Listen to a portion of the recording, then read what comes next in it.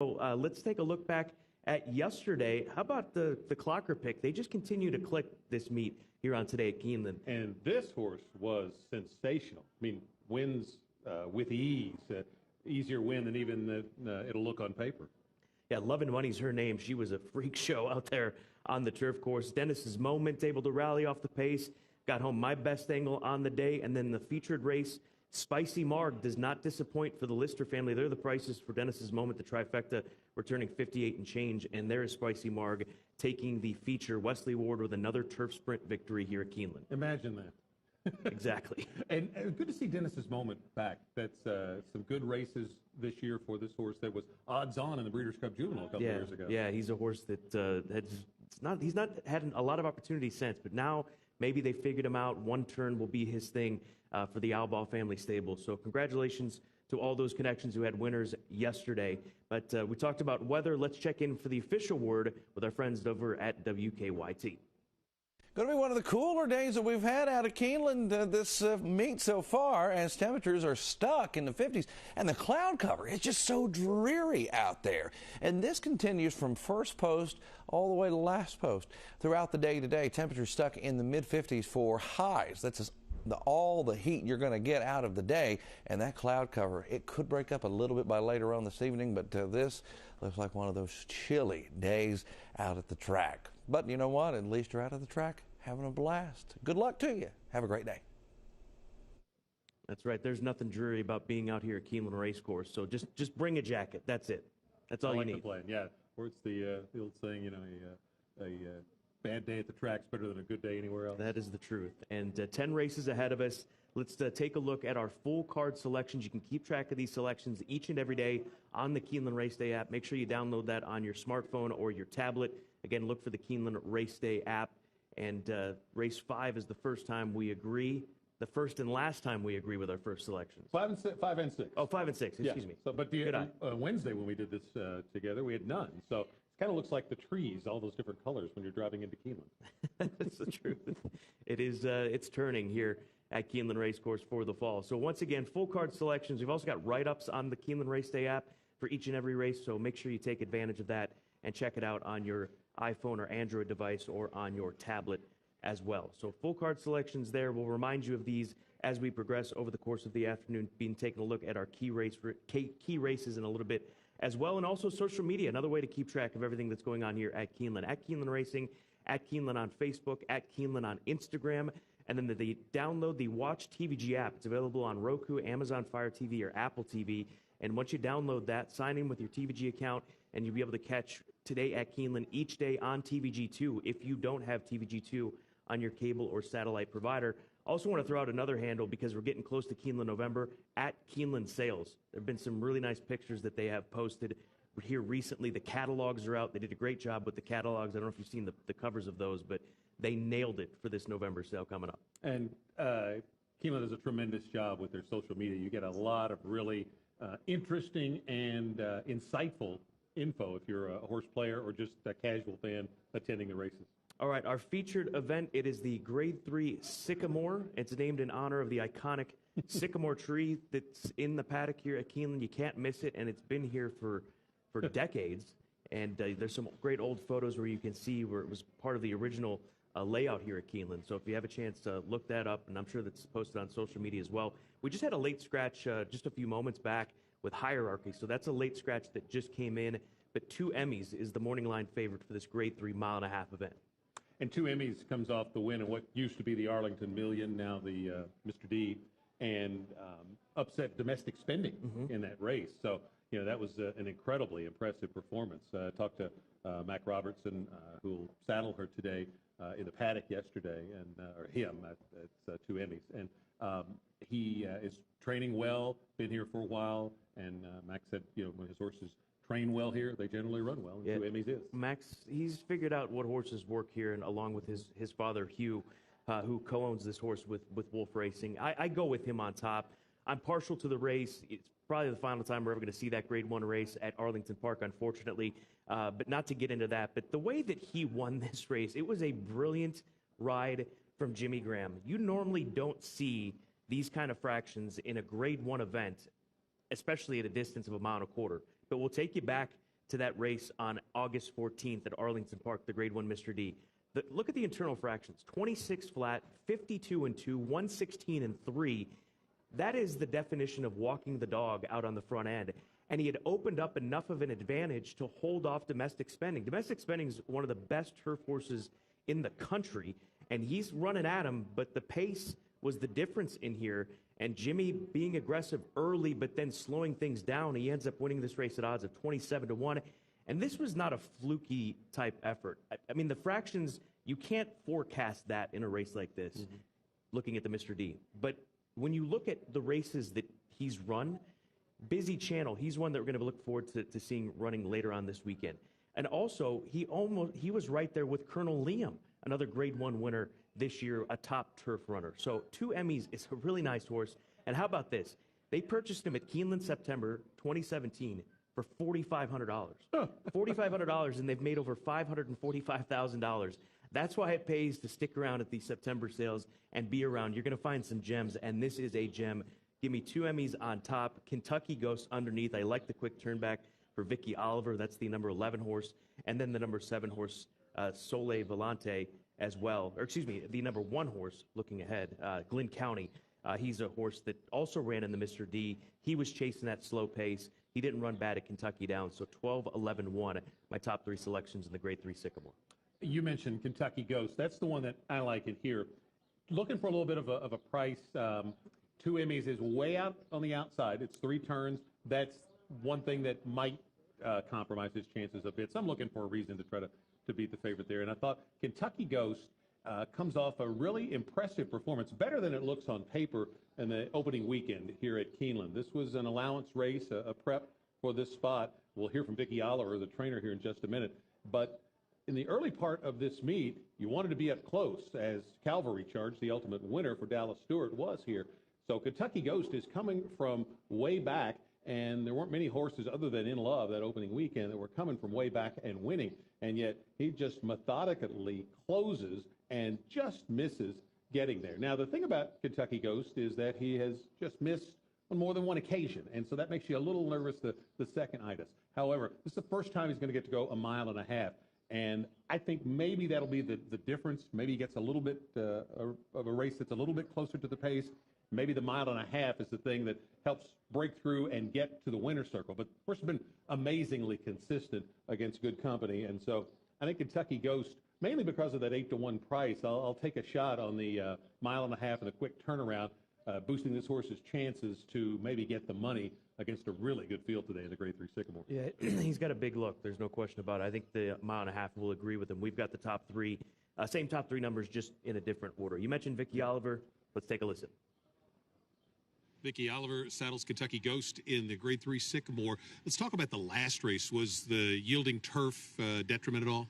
I don't think so. I think distance is more important to him. I think 1 mile and 1/8 grader is more his style. I just think he was running out of racetrack and couldn't get there in time. You know, loves this turf course from that race and the one last spring. Yeah, he does like this turf course. We actually really haven't found a turf course he doesn't like. He's pretty honest, pretty solid horse. His mother was 1.5 mile mare. We had her. She won the La Priviante at 1.5 miles. And then, you know, so she won a 1 mile and 3/8 stake at Monmouth. So hopefully he should get the distance.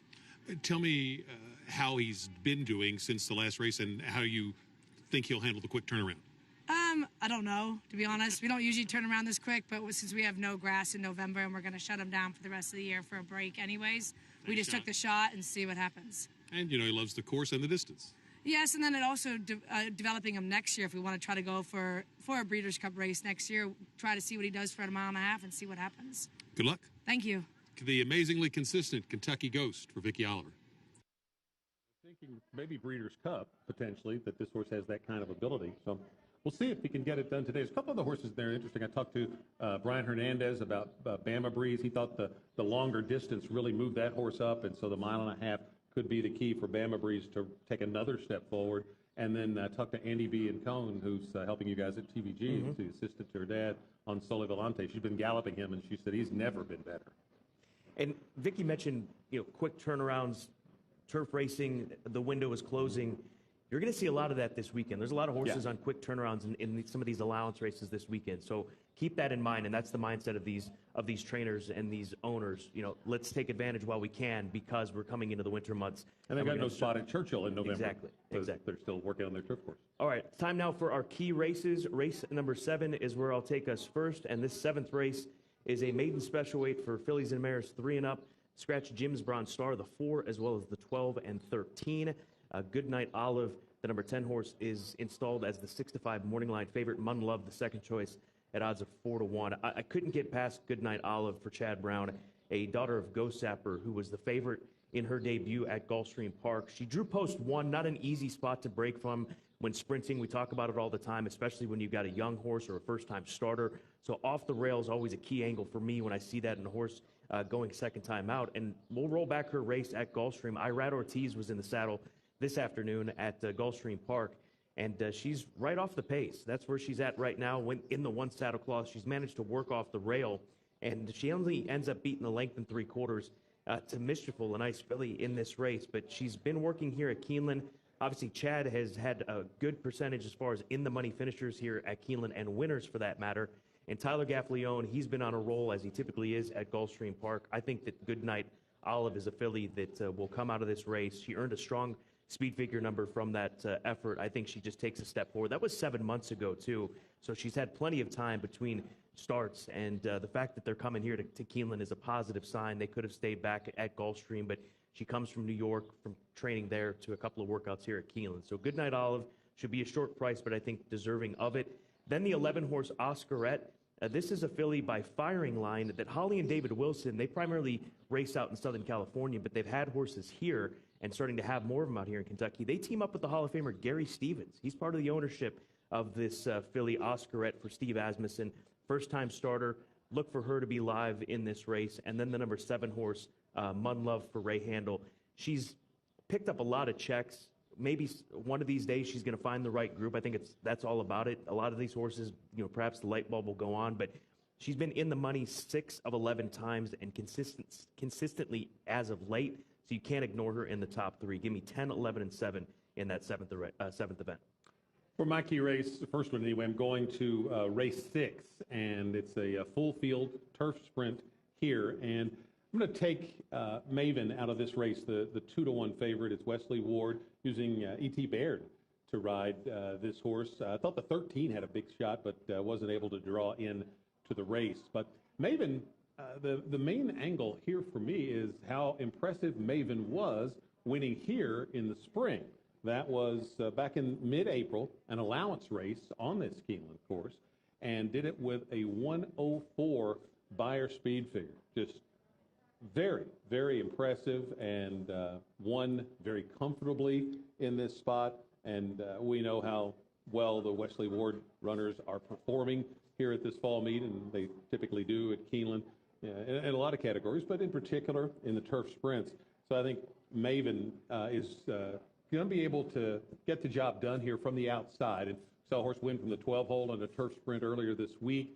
Another one last weekend. So you can do it, but you have to be aggressive early, I think, and I think Baird can do that and get a good position for Maven to get the win. And then lost Matta not drawing in, so Bad Beat Brian from the Maker Barn, who also excels in the turf sprint category, is the second choice for me in there, and I think it's probably one of those two that gets the money, and this starts the Keeneland Turf Pick 3 that we'll be talking about a little later. Scott? I love the fact that E.T.'s coming into town. Yeah. He's a Chicago rider. He's ridden a lot for Wesley through the years, a lot for Larry Ravelli. There's a lot of tie-ins there, good friendship between Ravelli and Wesley Ward, and E.T. is fantastic on a speed horse. He has made a career out of being able to get a horse to relax out on the front end and having plenty left in the tank. So good luck to E.T., Richie Raven, and Wesley Ward. All right, we move along to race number 9. That's my next key race on the afternoon. No scratches here. Overbore, the number 7 horse, another Wesley Ward runner, is the morning line favorite, having finished 3rd behind Averly Jane, that rocket ship,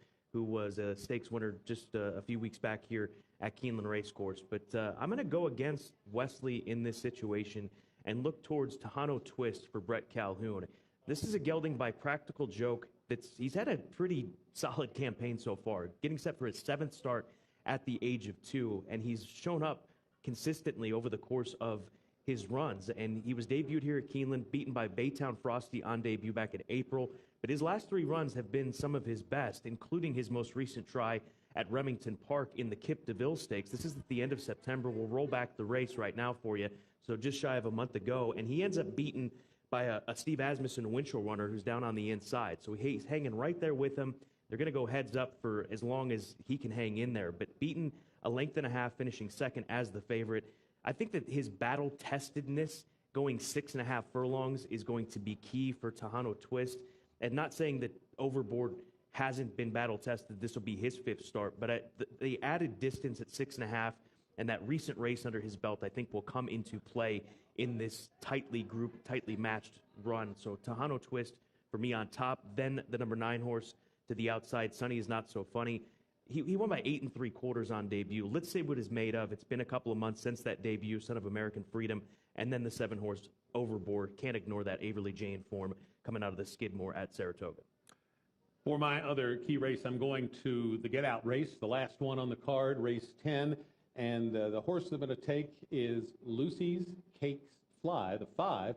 It's Tyler Gaffleone riding for Mike Maker, so that is a potent combo anytime, but particularly here at Keeneland. Gaffleone's having a fantastic meet, runaway lead in the jockey's race.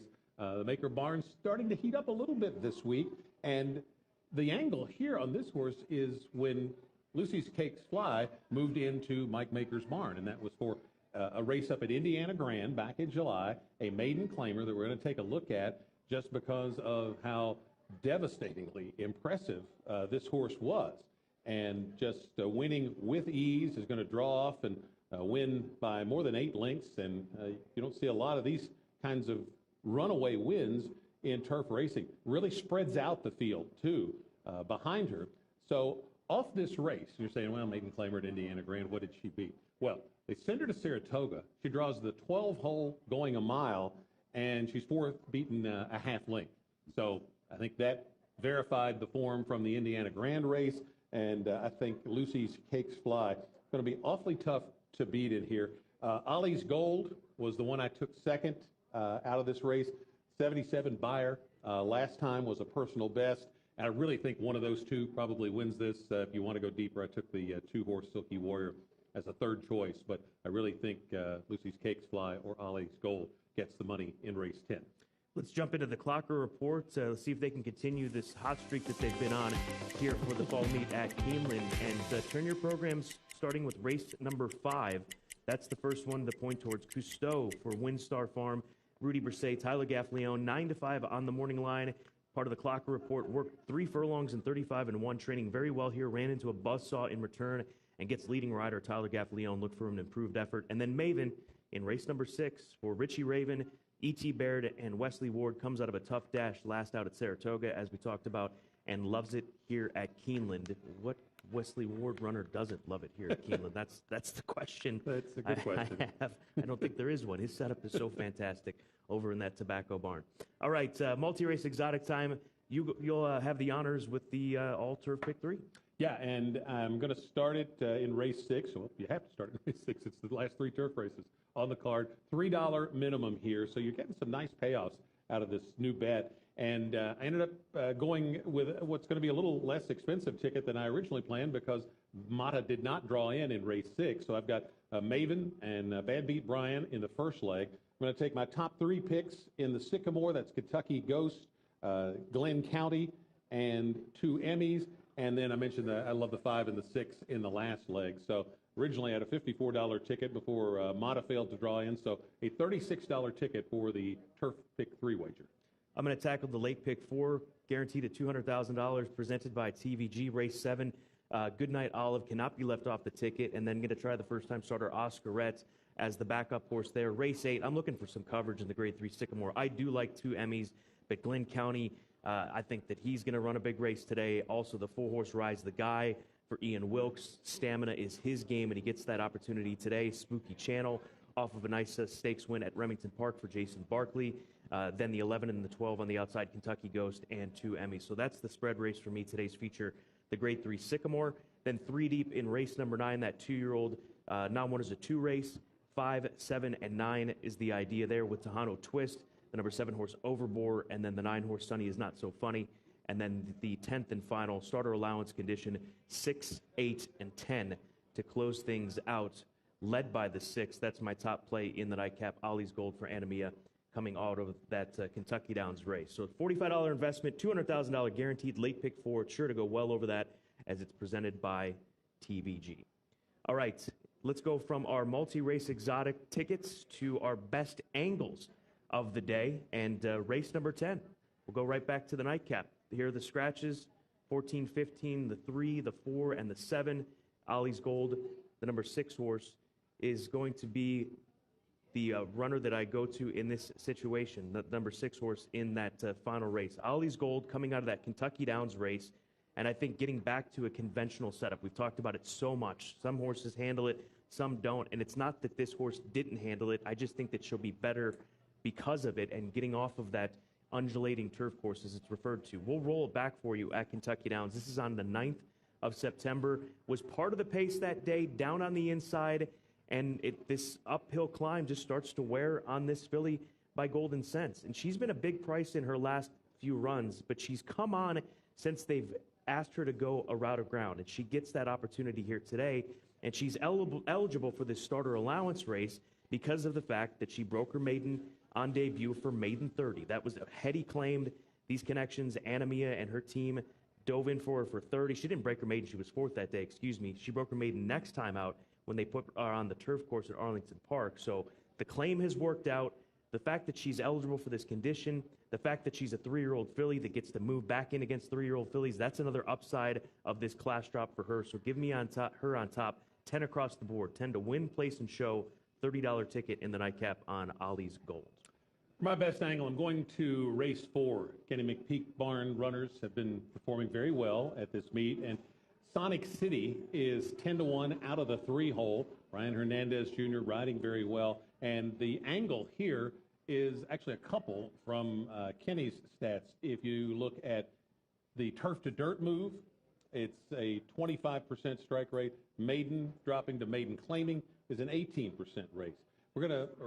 Strike rate. We're gonna go back and look at a race from last August, not this past August, but August of 2020, and you can see how far back Sonic City was, but gonna be flying out on the outside and finish up really good. Now, hasn't started since then, but again, Kenny McPeak barn runners have been faring well. We've certainly seen him over his career be able to get one ready off a layoff or even first time out. So Sonic City with a good 3rd place effort there. If ready, off the extended layoff, that I think Sonic City got an interesting angle. So at 10-1, I'm just going to play a simple $20 win bet, and if we can hit it, we'll have a nice score on Sonic City at race 4. All right, that's your best angle. What's your pick of the day, your long shot pick of the day? Well, long shot pick of the day is going to go back to what we talked about for the Grade 3 Sycamore. Kentucky Ghost is 8-1, and this is a horse that has run over this turf course twice and run very well. We heard what Vicki Oliver said, longer the better for this gelding, who is in career best form. So, again, I mentioned earlier the fact that he's finished second several more times than first is a little concerning, but I'll take that shot if I'm getting 8-1, as I do here. I wouldn't like a horse in that position at a much lower price. So Kentucky Ghost, I think Bejarano can have him a little closer to the pace than he did in the prep for this earlier in the meet. And also, you've seen the turf course be a little more favorable to deeper off the pace runners than it was on that opening weekend. So I think even at the same size, Kentucky Ghost would have a better shot. So I mainly like the price there, and the fact 2 Emmys. I think maybe I can get him beat because of the wide draw. Really worried about Glenn County down on the inside. Mike Maker's got 2 in here, and he's always lethal in these turf marathons here, be it the males or the females. So got to pay a lot of attention to Glenn County. And, really there are, you used 5 in here in your pick 4. So I used 3, but that was only because of budgetary reasons. I would actually like to go deeper in this race in a multi-race. Just couldn't find that single anywhere else. Yeah, and, just looking at Kentucky Ghost even further, his race in the TVG Stakes at Kentucky Downs, he ran behind In Love, who would come and win a Grade 1 here in the Keeneland Turf Mile. So, like you said, he is in fantastic form. The post is the concern for me with 2 Emmys, even though he's my top selection. We'll see what happens from that outside draw. They've got to go and then hopefully back her down and be able to slow things down with 2 Emmys in that featured Grade 3 event. We've got some really good mile-and-a-half races this weekend. Looking ahead to the weekend, some, as we mentioned, nice allowance races featuring horses that are being brought back on the turf course because of the fact that we're running out of time, running out of opportunities for these turf runners here in Kentucky. So it's a big weekend ahead, and the weather looks like it's going to cooperate for the this penultimate weekend. Yeah, if you're watching from outside of the Lexington area where Keeneland is, we were expecting to get rain yesterday and didn't get it. And there's it looks like a lesser chance for rain this weekend. So that's good for the patrons, and also it should not have as much of an effect maybe on the grass course as we thought might be the case coming into the week. 10 race card, Grade 3 feature, the Sycamore Stakes. That is race number 9. Don't forget about the $200,000 guaranteed pick for races 7, 8, 9, and 10. That is presented by TVG. The Hill is open. Food trucks, bands are playing, presented by the Borough. Enjoy today, Keeneland. Good luck.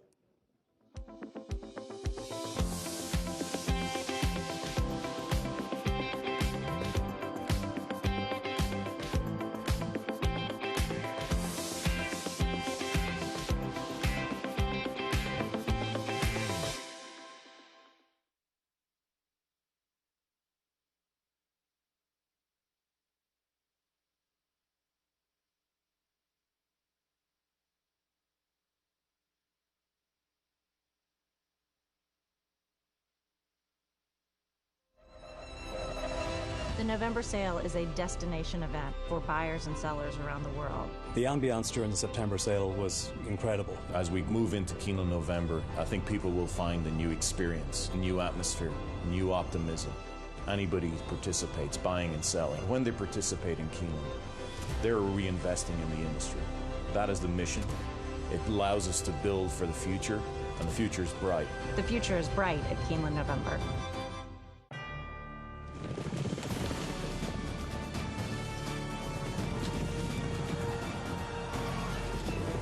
Together from every corner of the globe in pursuit of the one reward that sets the special few apart, the title of World Champion. Don't miss racing's ultimate coronation, the Breeders' Cup World Championships at Del Mar, only on NBC. When it comes to hybrid technology, nobody has more models to choose from than Toyota. From the Prius to America's best-selling car, Camry, and best-selling SUV, RAV4, to the first-ever Corolla Hybrid, the best-in-class Highlander Hybrid, the first-ever Sienna Hybrid minivan, and Venza, the first exclusively all-wheel drive hybrid. They all come with a new 10-year, 150,000-mile battery warranty. For great deals on all Toyota hybrids, go to buyatoyota.com. Toyota, let's go places.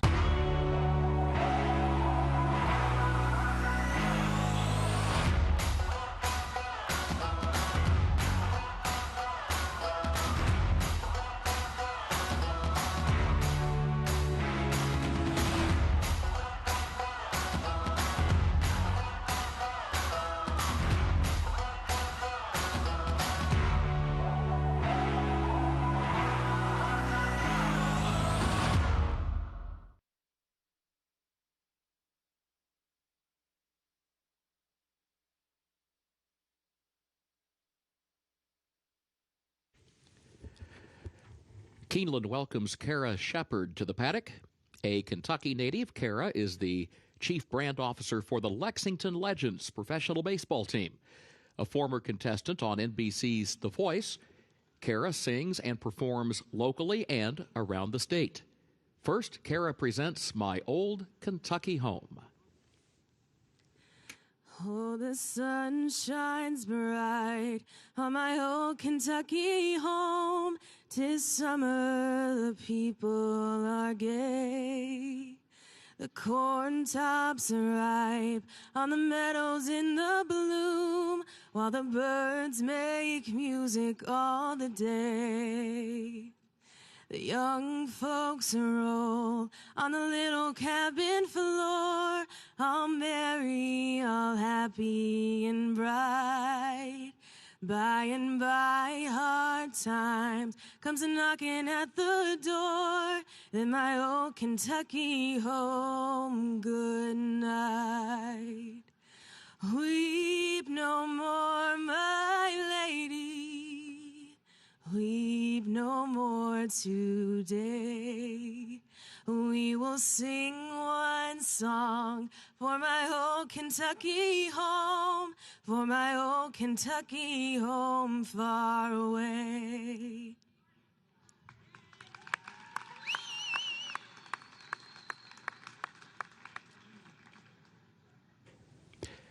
Ladies and gentlemen, please rise for our national anthem. Oh, say, can you see by the dawn's early light what so proudly we hailed at the twilight's last gleaming, whose broad stripes and bright stars through the perilous fight o'er the ramparts we watched were so gallantly streaming, and the rocket's red glare, the bombs bursting gave proof through the night that our flag was still there. Oh, say, does that star-spangled banner yet wave o'er the land of the free and the home of the brave?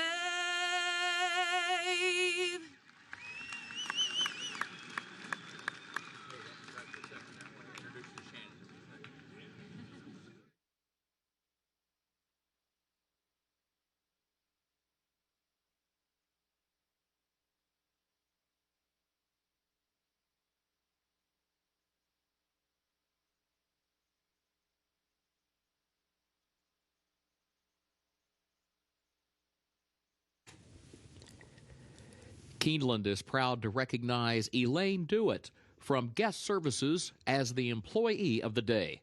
Congratulations, Elaine.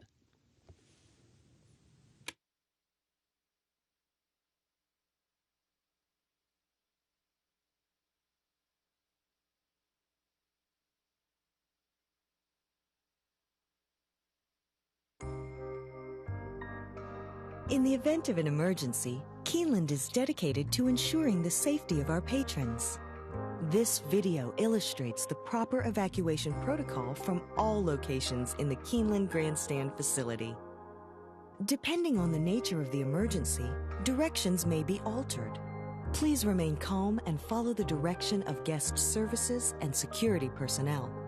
Patrons should never use elevators during an evacuation. Patrons in the corporate boxes, Eclipse Room, and Phoenix Room should exit using the stairway located near Elevator A. Proceed down the stairs to the ground floor and veer right to exit through the lower club entrance. Patrons in the Lafayette Room, Keeneland Room, Lexington Room, and Kentucky Room should exit using the stairway located near Elevator B. Proceed down the stairs to the ground floor and exit through the paddock area using the East Gate. Patrons in the third floor main clubhouse and clubhouse paddock dining rooms should exit using the stairway located near Elevator A. Proceed down the stairs to the ground floor and veer right to exit through the lower club entrance. Patrons in the Bluegrass Room and third floor ITW area should exit using the stairway located near Elevator B.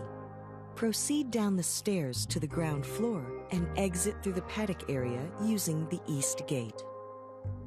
Patrons in the Finish Line Room and Green Room should exit using the stairway leading to the North Terrace. Proceed down the stairs to the second level and through the doors outside. Proceed down the stairs to the ground level and exit through the North Gate. Patrons in the outside reserved grandstand seats and boxes should proceed down the nearest stairway to the ground level. Proceed under the grandstand towards the paddock area and exit via the nearest point of exit, the south gate or the east gate. Patrons in the second floor main clubhouse dining room and life members room should exit using the stairway on the south side of the administrative offices. Proceed down the stairs to the ground floor and exit through the south gate. Patrons in the second floor clubhouse paddock dining room and clubhouse tavern should exit using the stairway located near elevator A. Proceed down the stairs to the ground floor and veer right to exit through the lower club entrance. Patrons in the mezzanine bar and second floor ITW area should exit using the stairway located near elevator B. Proceed down the stairs to the ground floor and exit through the paddock area using the east gate. Patrons in the sports bar and cantina should exit through the doors leading to the north terrace. Proceed down the stairs to the ground level and exit through the north gate. Patrons in the lower club, clubhouse lawn, club lobby, and director's room should proceed toward the clubhouse parking lot using the nearest point of exit. Patrons in the gift shop should proceed toward the south gate using the nearest point of exit. Patrons in the apron area should proceed under the grandstand towards the paddock area and exit via the nearest point of exit, the south gate or the east gate. Patrons in the equestrian room and first floor Brats and Brew should proceed towards the north terrace and exit through the north gate. Patrons in the paddock area and north terrace should proceed toward the nearest point of exit, the south gate, east gate, or north gate. After evacuating the facility, please remain calm and follow the direction of guest services and security personnel in the safest route to return to your vehicle. Thank you for your attention and cooperation.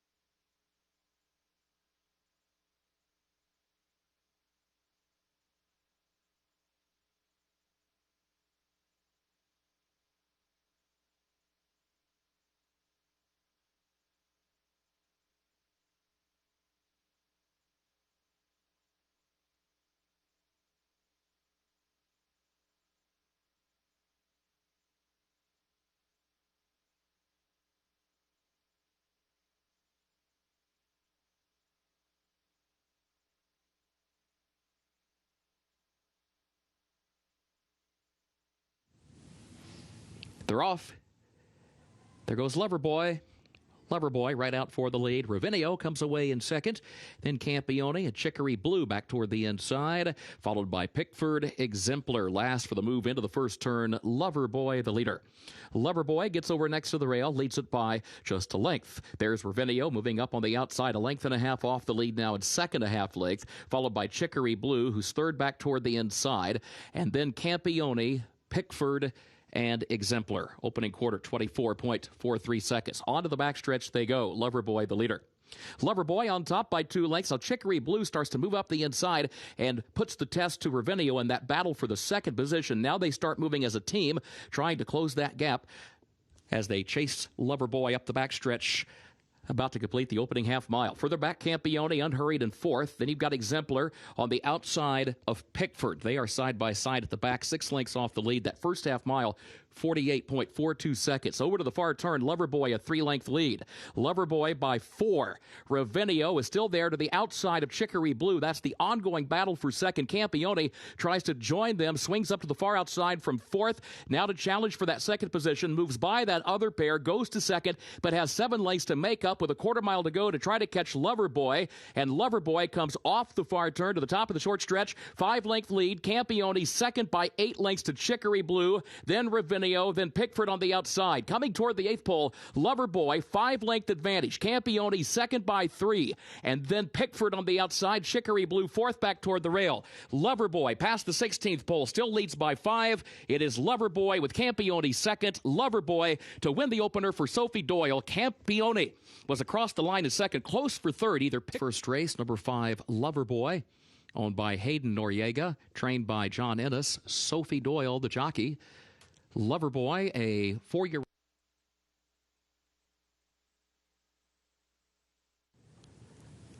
And they're off. Speedometer goes out for the lead. Hypersport and Winter have early speed, and Cairo Bendorada up close in the opening strides as well, but Hypersport the leader.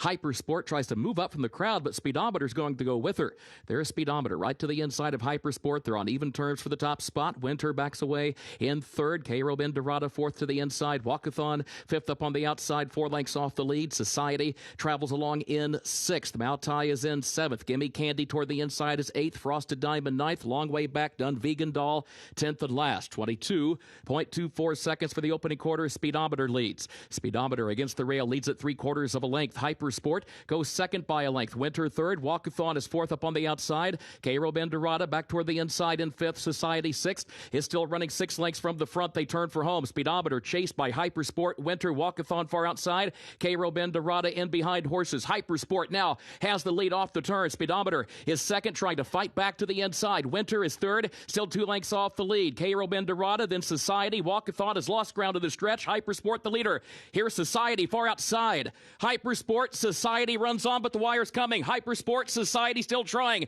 Society rallies up at 27-1 for Julie Burke. Society wins it. Hypersport second, Winter 3rd, close for 4th. Official winner of Keeneland's second race, the Warrendale, number 7, Society. Owned and bred in Kentucky by Peter Blum Thoroughbreds LLC of Peter Blum.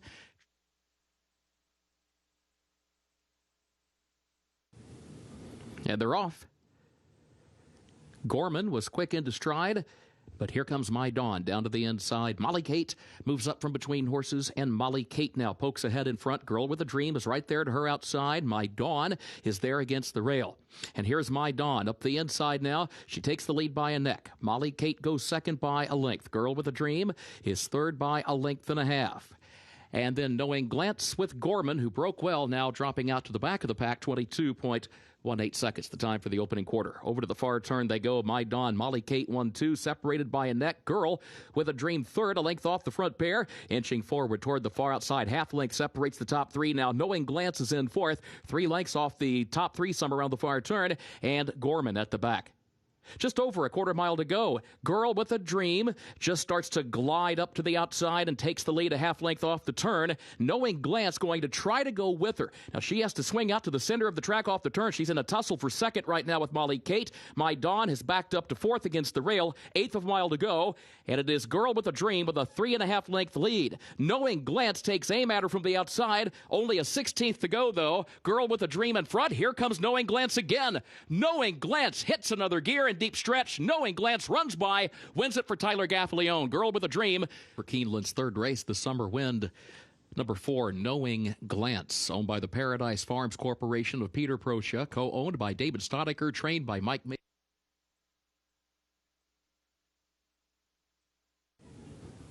And they're off.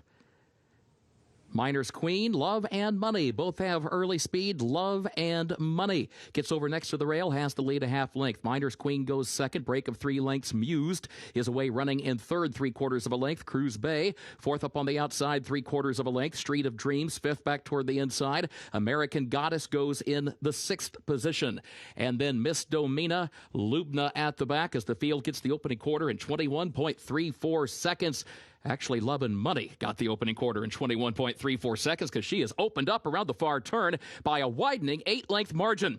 Love and Money to the top of the stretch. Miners Queen second by 2 lengths. Cruise Bay has to go wide to the outside of Muse. That pair has a lot of work to do to try to catch Love and Money, and their Street of Dreams moving up the inside rail to challenge for second. All of that activity going on 8 lengths behind Love and Money. Street of Dreams is coming up the inside in second. Muse is third, but Love and Money is into the final 16th. Still a 6-length gap back to Street of Dreams. Then Muse. Lubna goes to fourth. No catching Love and Money. Much the best here for Tyler Gaffaleone. Street of Dreams was second. Muse third. Lubna. Circle for Keeneland's 4th race, the Hidden Brook. Number 4, Love and Money. Owned by Lael Stables of Roy Jackson. Trained by Cherie DeVoe. Back to...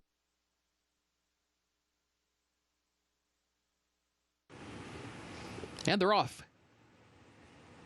There goes Sambla Juiced, and there goes Capelia. Capelia, step quicker. Sambla Juiced gets away in the 2nd position. She's a Mystery, goes third up on the outside. Marion Francis, Lovestruck, and then Barry Good, who ducked out at the start, but straightens course and moves up in the center of the racetrack to try to pick up a few positions, and is still 4 lanes off the rail, 3 wide around the first turn, now double wide and moving on to challenge and take the lead. It is Barry Good for Francisco Arrieta, who moves up and takes over by 2 lengths. Headed off the first turn and onto the backstretch, Capelia goes second. Opening quarter went in 23.97 seconds. Sambla Juiced is third toward the inside by a half length. She's a Mystery. Fourth up on the outside, Marion Francis between that pair and fifth, and Lovestruck to their outside. Midpoint of the backstretch, it is Barry Good who leads. Barry Good is on top by 5 lengths. Capelia second, 3/4 of a length. Sambla Juiced against the rail in the 3rd position. She's a Mystery alongside of that one. Marion Francis between that pair now, and then Lovestruck still wide at the back. It was 47.55 seconds, the time for the first half mile. Here's Capelia. Capelia is moving up to the outside and has caught and is moving alongside of Barry Good. Barry Good still has the lead against the rail, though. And then She's a Mystery tries to join them at the quarter pole far outside in third, 2 lengths off the lead. Sambla Juiced is toward the inside in fourth. Marion Francis is fifth. Lovestruck is a distant trailer to the top of the short stretch. Turning for home, She's a Mystery coming after Capelia. These two going at it for the top spot, and here's Marion Francis to join them in the final furlong. She's a Mystery to the lead. Here comes Marion Francis with a late run, and also Sambla Juiced, who's diving toward the inside. She's a Mystery in front. Sambla Juiced, Marion Francis on the outside. Marion Francis gets there. Margot, number 4, Marion Francis, owned by Madaket Stables LLC of Saul Kuman, owned by the Wonder Stables of Joe Lohr, and owned also by Results for Keeneland's 5th race. And they're off. Girl Dad from the inside. Greener Pastures down toward the inside is there as well. Here comes Optimus Cat, followed by Uncapped. Greener Pastures has the lead, though, and gets over next to the rail as Optimus Cat goes second, and Uncapped will travel third. Girl Dad is fourth back toward the inside. Epimythium fifth up on the outside. Perfect cut between horses, a lane off the rail in 6th position. Fieldstone hugs the rail, saves ground, moves up a couple of spots from 7th around the first turn. Hawk of War is in behind horses, traveling in 8th. Risk Manager moves by 1 position from 9th on the outside. Harpoon Harry is 10th onto the backstretch, stays out toward the center of the course. Royal Tryst back toward the rail is 11th. Blanket of Roses last to the 12. It was 23.26 seconds, the time for the opening quarter. Bunching for the lead up the backstretch. Here's Greener Pastures to the inside, has a head in front. Optimus Cat is right there in between horses and Uncapped, who joins them on the outside as Optimus Cat now backs out of it. The top two continue to match strides, though. Greener Pastures and Uncapped as they head for the far turn. Optimus Cat is third, 2 lengths off the front pair. Girl Dad comes next, and Epimythium up on the outside. 48.17 seconds, the time for the opening half mile. Uncapped and Greener Pastures continue to go at it for the lead from Optimus Cat. Epimythium Epimythium, and then Risk Manager, who goes wide, and Girl Dad looks toward the inside, still trying to find some running room there. Hawk of War in behind Horses, 5 lengths off the lead as they turn for home. Optimus Cat, Epimythium, Risk Manager all moving from the outside. Hawk of War has to go out to the center of the course. Risk Manager, Epimythium on 2. Girl Dad coming late. Optimus Cat fights onto the inside. Risk Manager has a short lead from Optimus Cat, and then Epimythium. Risk Manager is in front. Risk Manager, Francisco Arrieta to win it. Going to be close for second, either Girl Dad. Official winner of Keeneland's 6th race, number 11, Risk Manager, owned by the St. George Stable LLC of Ceremonial.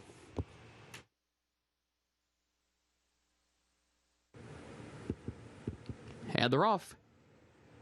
Shoplifted broke alertly, and so did So Union. Dennis's Moment right there down toward the inside as the field heads onto the back stretch. So Union between horses has the lead, 3/4 of a length, and then Shoplifted second, 3/4 of a length. Dennis's Moment goes third by a length. Flapjack is fourth a length. Hosier fifth up on the outside. Lamartine sixth against the rail. Bourbon War is last of the 7. 6 lengths covers the field as they head up the back stretch, and it is So Union the leader. Opening quarter went 22.77 seconds. So Union and Shoplifted go 1-2 separated by a half length. Dennis's Moment is racing in third toward the inside, 2 lengths off the front pair. Flapjack between horses. Hosier tries to circle up 3 wide from the 5th position, 4 lengths off the lead. Lamartine back toward the rail, and then Bourbon War. Midway on the far turn, So Union, Shoplifted still going at it for the top spot. Flapjack tries to join them, moving up third, a length off the front pair. Dennis's Moment in behind horses off the far turn in 4th position, looks for some running room as they straighten away for home.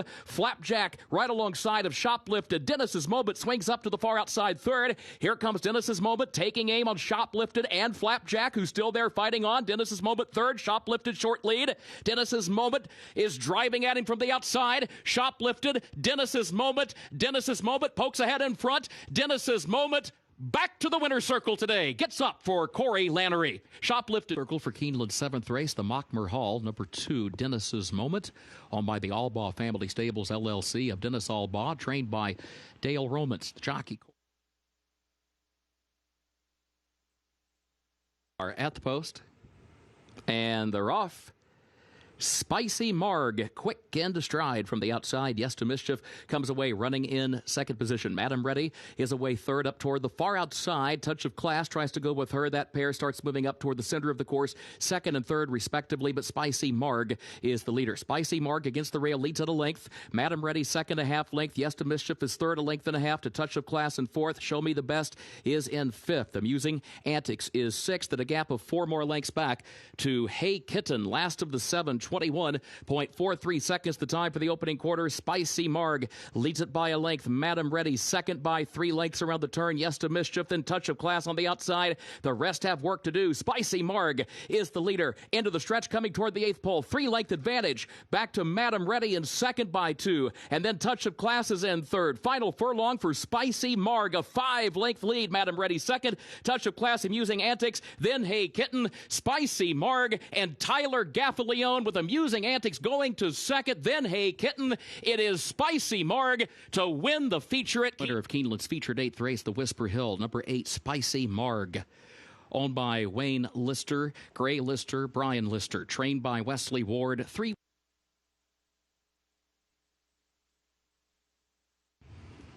And they're off.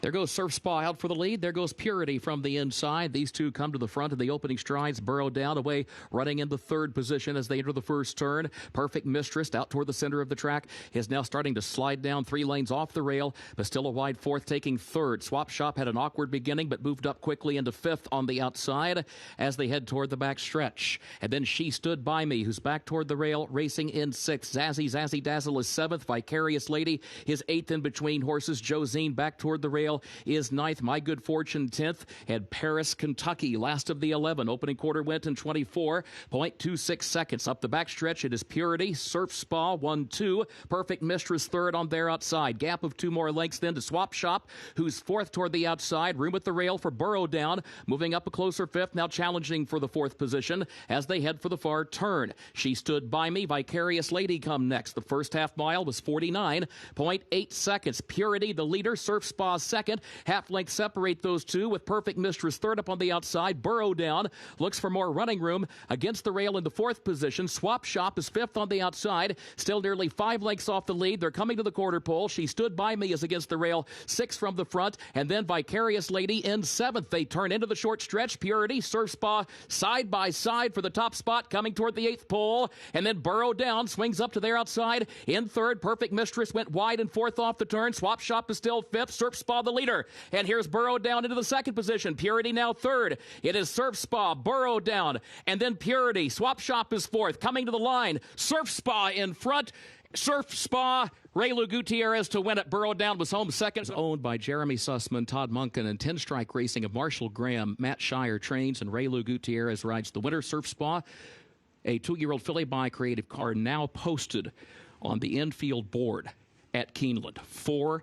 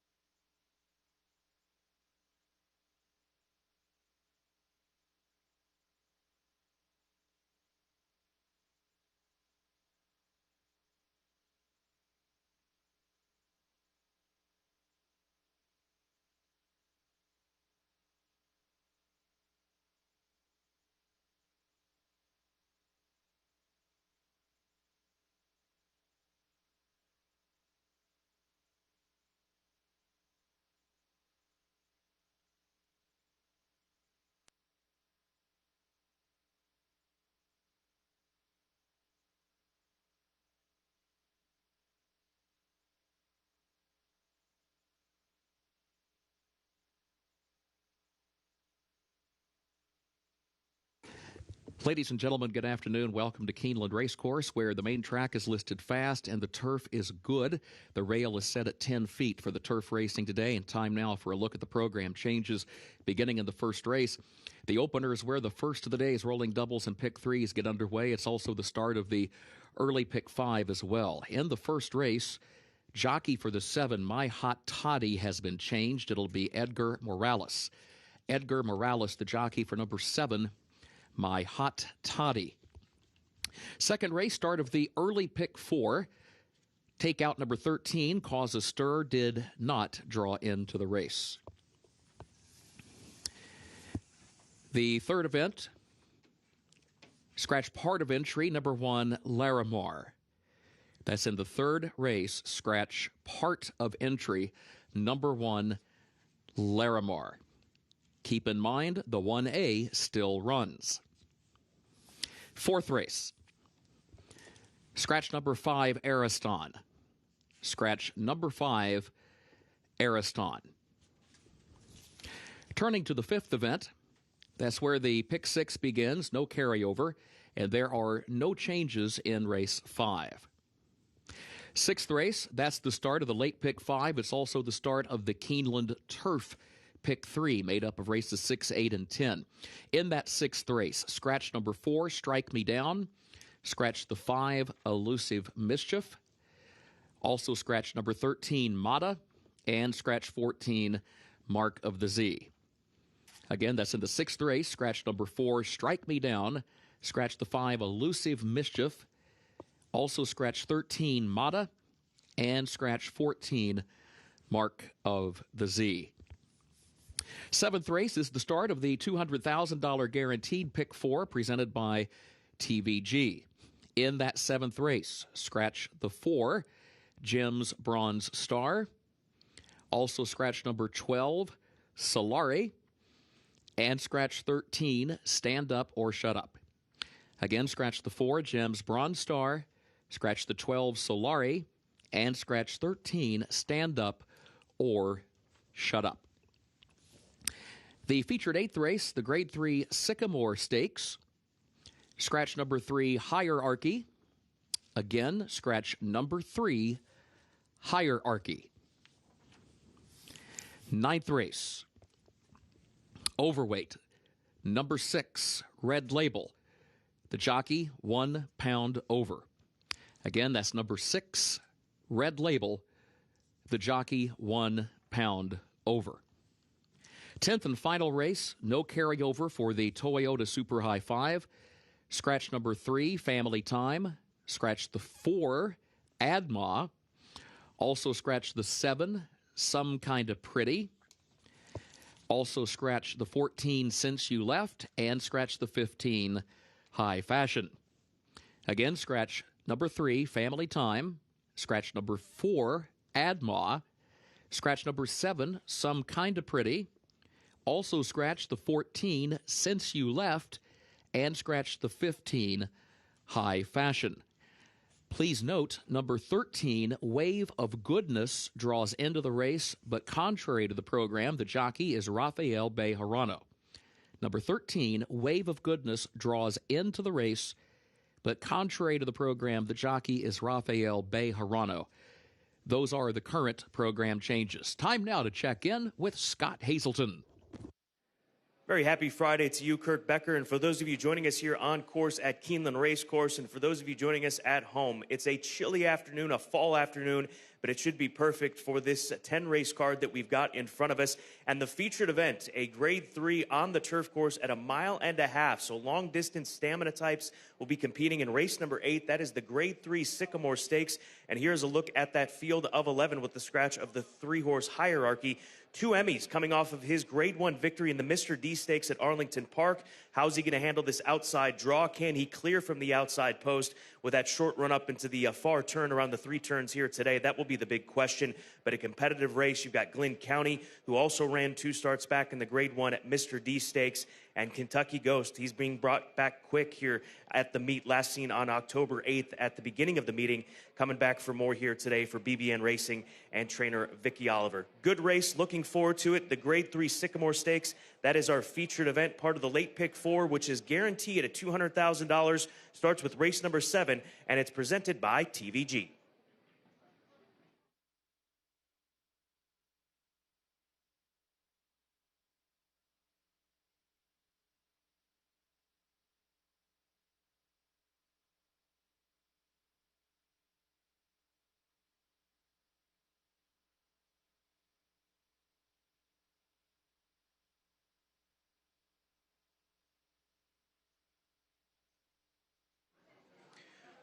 Race number 1, they are in the paddock being saddled up for the opener, which does start the early pick 5. I'm going to the 5-horse Rousing Siren for the Anamia barn, a son of Rousing Sermon out of a not-for-love mare by the name of O Ramblin' Rose. This is a horse that was bred and owned by Mr. Perry Martin of California Chrome fame, and if you look at California Chrome and that pedigree, he too came from a not-for-love first dam. So that is in play here with this colt. He didn't break sharp on debut at Churchill. That was for maiden 30, and they're going to take the blinkers off here today. But I think the drop down in class and move it into competition such as this will be able to move him forward. He's 5-1 right now on the tote board. The number 4 horse, Winning Prospect, is my second choice. Hasn't raced in 6 months, but takes the biggest drop down in class in racing, in for a tag for the first time. This is a horse that ran into Cezanne on debut, a top-level runner out on the West Coast for trainer Bob Baffert. So look for him to take a move forward here today out of the Ben Colebrook barn. Drops in class, gelded, goes 2 turns again here today off of that race back in April. I think that he's got some move forward in him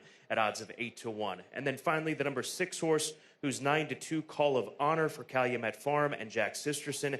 Blinkers off, class drops, first time here at Keeneland. He put together a decent workout here, a bullet work on the 17th of October in 1 minute and 1. So we should see a better version of him here today versus this group of runners that he's facing off against, where the 8 is the current favorite. That's a Kenny McPeak first-time starter, What the L, with Brian Hernandez Jr. in the saddle. We're 17 minutes away from kicking off this 10-race card on this Friday at Keeneland.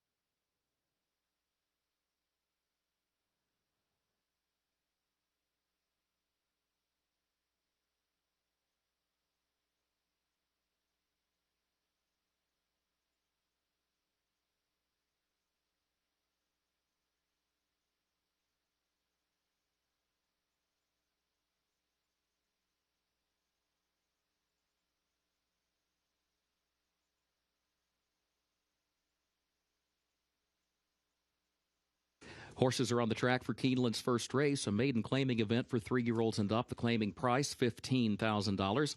Main track is listed fast. This race will finish in the short stretch at the first wire, again a mile and a 16th over the fast main track. A reminder, the jockey for the 7, My Hot Toddy, is Edgar Morales. Edgar Morales, the jockey for number 7, My Hot Toddy. Race 1 kicks off the first of the day as rolling doubles and pick 3s, and also the start of the early pick 5 here this afternoon. Main track is listed fast. The turf course is listed good. No scratches in the first race. A reminder, the jockey for the 7, My Hot Toddy, Edgar Morales. Post time for the opener is just 7 minutes away.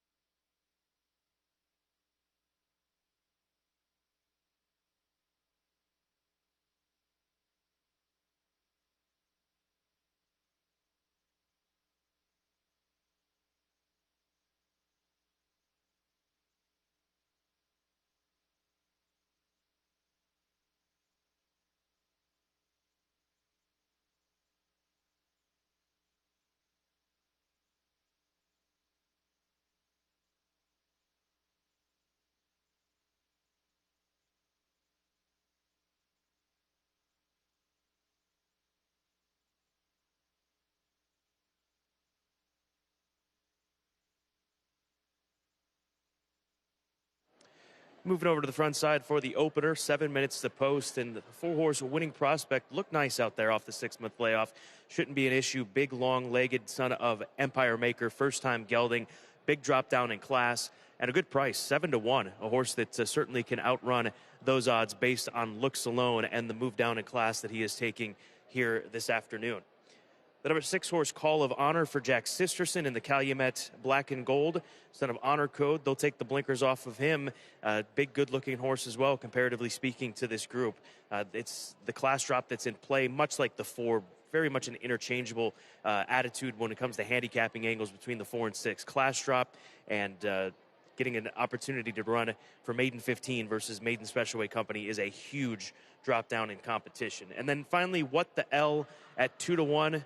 Brian Hernandez Jr., Kenny McPeak, these are connections that have been as live as any here at Keeneland this fall. And typically the McPeak runners don't get played all that much on debut, but we've talked about this in recent days. It's come to the point where anytime they're coming together, they are going to get attention, especially in a wide open race like this, going to the unknown, a fresh face who hasn't run poorly like some of these other horses have. Not surprised to see this one bet down to 2-1 for Run Like L LLC, the son of Verrazano, for Kenny McPeak. 5 minutes away from race number 1. Don't forget, it does start the early pick 5.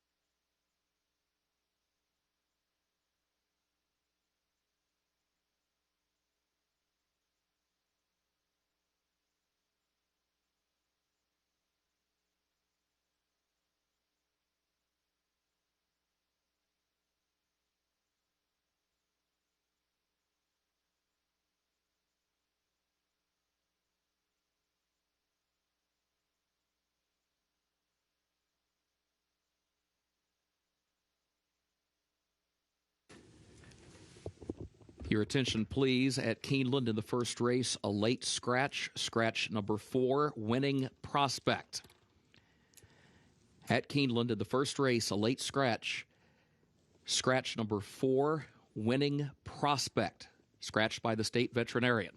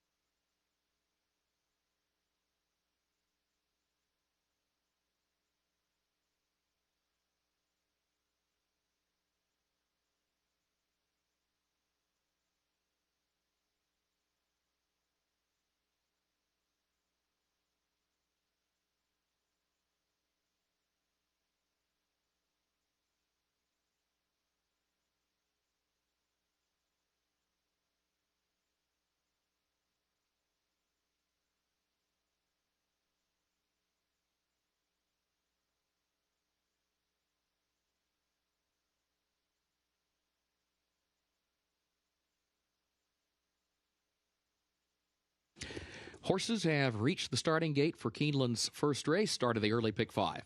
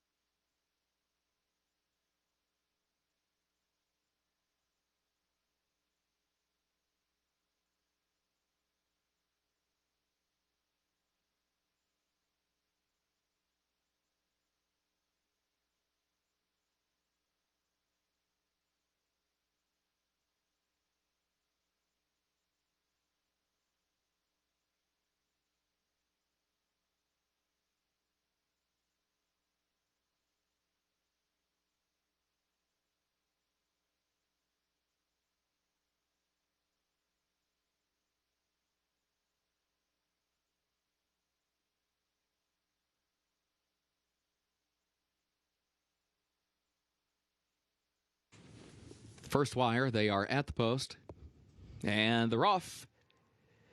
There goes Mr. Peterkin, who ducked out at the start, now angles back toward the rail. In the meantime, Call of Honor goes for the lead.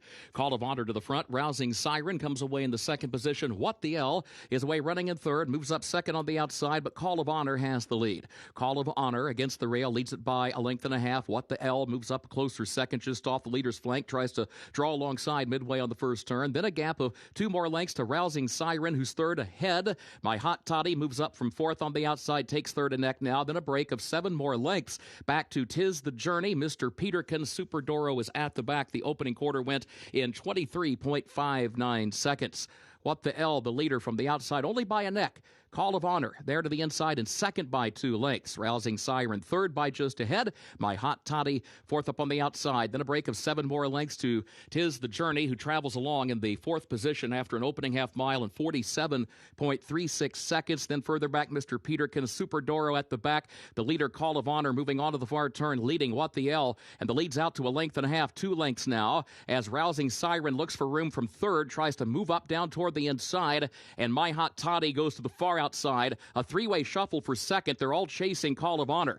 And Call of Honor comes to the quarter pole, leading it by 5 lengths now, as Rousing Siren is second to the top of the short stretch. Then My Hot Toddy is third. What the L losing ground in fourth. Tis the Journey moves up the rail from fifth. Straight and away for home, it is Call of Honor. Call of Honor has a 5-length lead. Back to Rousing Siren, second by 5. And then My Hot Toddy is in third. Mr. Peterkin fourth up on the outside, followed by Tis the Journey back toward the rail. But Call of Honor and Declan Carroll in front. Call of Honor to win the opener by 3 lengths on the line. Rousing Siren was home second. Further back, Tis the Journey was third. And My Hot Toddy finished in fourth.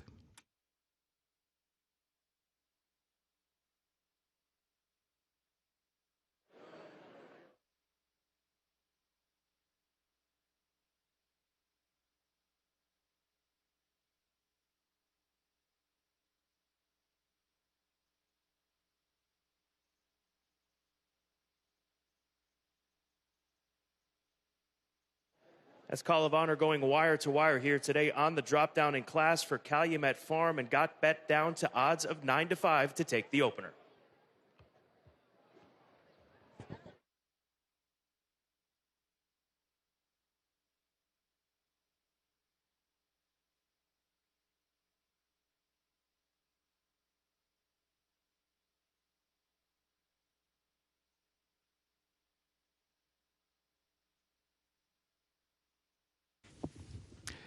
Inquiry sign posted at Keeneland. Stewards inquiry into the stretch run of today's first race. Hold all tickets.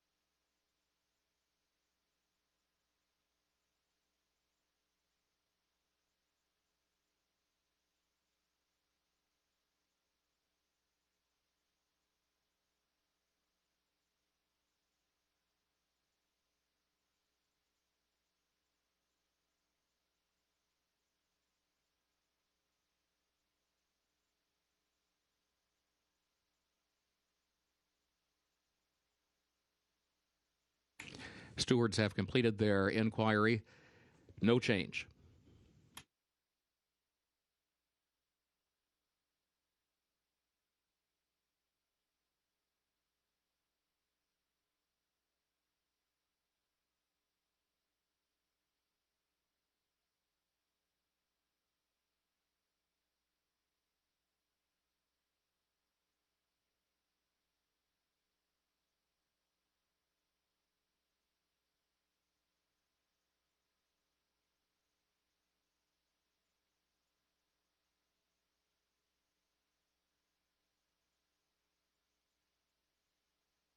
First race results official.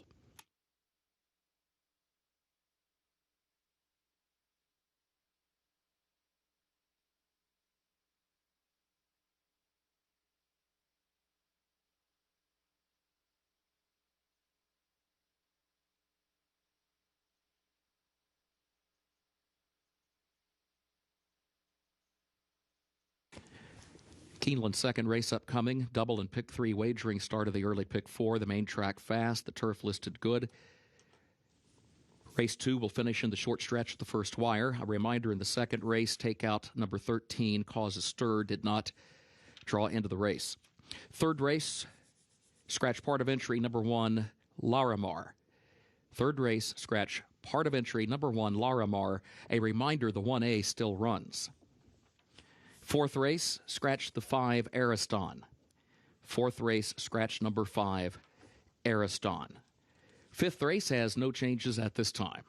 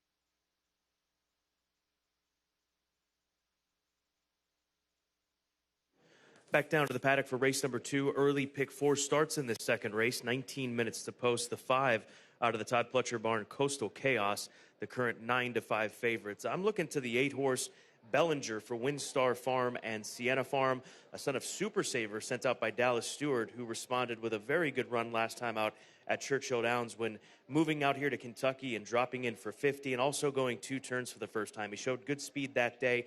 Tyler Gaffalione doesn't stay here. He ends up going to Coastal Chaos, the 5, but you've got Brian Hernandez Jr. going to take the opportunity to ride for Dallas Stewart here today. I think this colt's got a big look to upset the current favorite, the number 5 horse. The number 3 is my second choice. That is Pinch Hitter, Gary and Mary West, bred and owned son of Street Sense. Excuse me, not bred. They purchased this colt out of the Keeneland September sale. But Gary and Mary West, Florent Giroux, Brad Cox, first-time starter and debuting for maiden claiming tag. Brad Cox wins 18% of the time in these scenarios. And not a bad-looking colt by Street Sense as we see him before he gets his tack fully on. So Pinch Hitter, 7-1 right now as the second choice. Math Man, the 1, 14-1 for Ian Wilkes. They're going to stretch this son of Algorithms out to a route and also add blinkers, and hopefully that will wake him up because he has been dull in his first 2 starts. He sprinted on debut at Ellis Park, and then he went 7 furlongs in the slop and never did much. So adding blinkers, 2 turns, rail draw, perhaps he'll find some speed going into that first turn and can make an impact on this race at odds of 15-1. But as mentioned, it's the 5 horse. That is Coastal Chaos for Jackpot Farm, another Keeneland September sales graduate. This horse making his Keeneland debut as he was first time out at Saratoga back at the end of that meeting on September 3rd. Beaten favorite that day as he'll stretch out to a route today. 9-5 right now on Coastal Chaos. Race number 2, double exacta, try, pick 3, and pick 4 wagering available, as well as the dime superfecta. 17 minutes to post.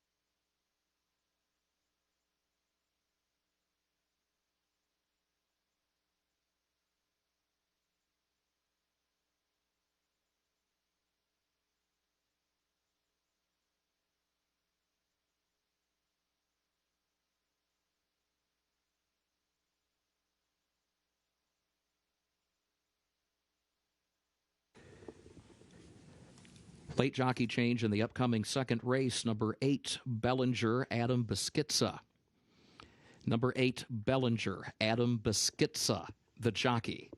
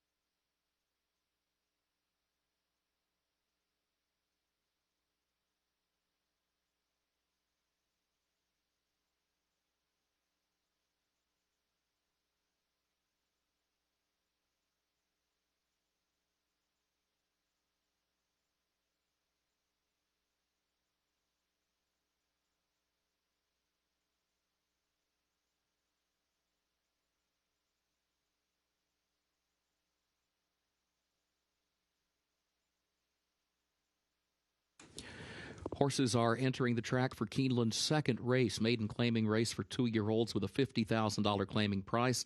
1 mile over the fast main track. The race will finish in the short stretch at the first wire. Jockey for number 8, Bellinger, is Adam Beschizza. Number 8, Bellinger, the jockey, Adam Beschizza. Takeout number 13, Causes Stir, did not draw into the race. Doubled and pick 3 wagering, start of the early pick 4. Main track is fast, turf is good, 5 minutes to post.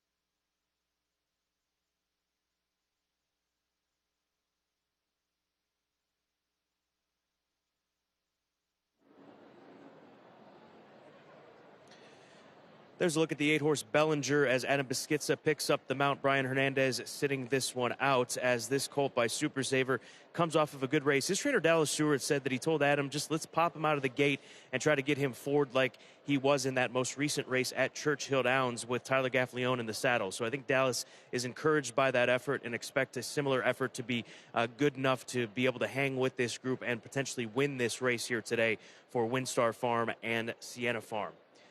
We move over to the number 3 horse now, Pinch Hitter.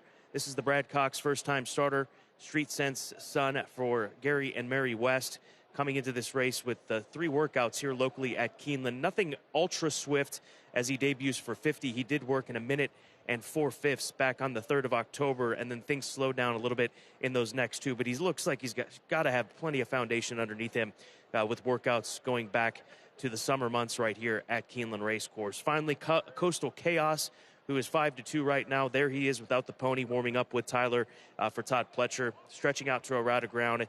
Obviously, good connections here. Todd Pletcher for Jackpot Farm. We'll see how he fares on the drop from 75 to 50, and most importantly, going 2 turns for the first time, the son of Golden Sense. Just 2 minutes to post before race number 2 here at Keeneland.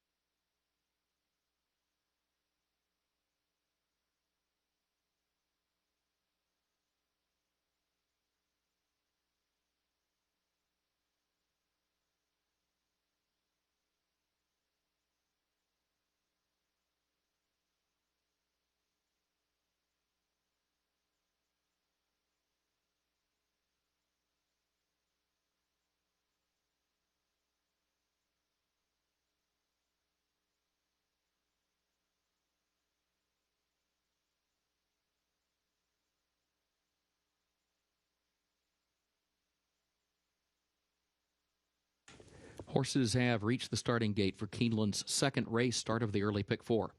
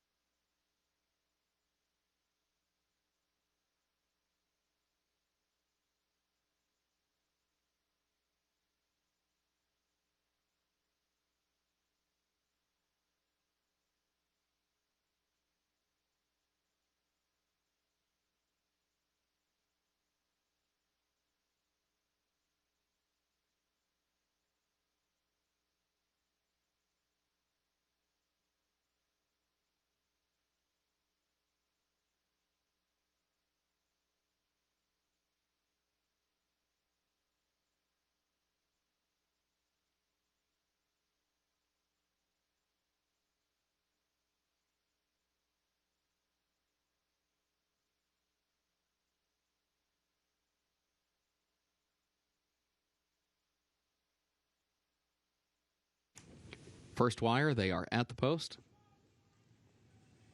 And they're off. Coastal Chaos, pinch hitter. Both have early speed. They both come to the front as a team at the first turn. Sergeant Barger gets away to join them. A close-up third. Bellinger bumping there with baton into the first turn. Ready Pursuit tries to swing by to their outside. Successfully clears that traffic. Now moves by on the far outside. Does Ready Pursuit to put a head in front from Sergeant Barger. Around the first turn, second gap of 2.5 to Coastal Chaos. Toward the inside in third. Bellinger, fourth between horses. Baton, fifth up on the far outside. Glissado is sixth. Pinch hitter back toward the inside is seventh. Then a gap of 3 more lengths. Tis a Big Mick travels in eighth. Mathman is in ninth. Group 18 is 10th. Requisition 11th. Unified Star is last of the 12. Opening quarter went in 23 seconds flat. Ready Pursuit against the rail leads at 3/4 of a length. Sergeant Barger second by 2. Coastal Chaos is third a length. Bellinger is in fourth. And then Baton is in fifth. Pinch hitter, sixth toward the inside. Still running 7 lengths from the lead. 47.62 seconds, the time for the opening half mile. Ready Pursuit, the leader 3/4 of a length onto the far turn. And Sergeant Barger trying to keep up, but losing some ground to the leader in second. Coastal Chaos being asked for more now from third.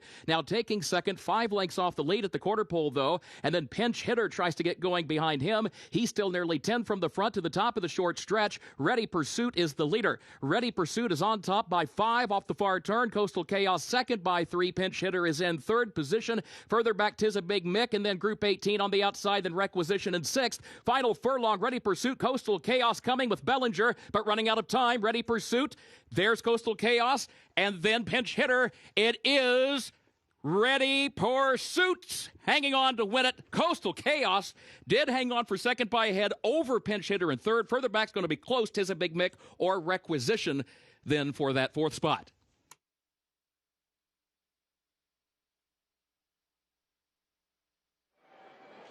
It was a race for position early on in this race, and the 10 was part of that. He separated it himself going down the backstretch and able to do so at the top of the stretch, and thankfully running to the first while for he and his connections. A first-time starter for trainer John Ortiz, a Keeneland sales graduate, son of Klimt for WSS Racing. That's the number 10 horse, Ready Pursuit, at odds of 14-1.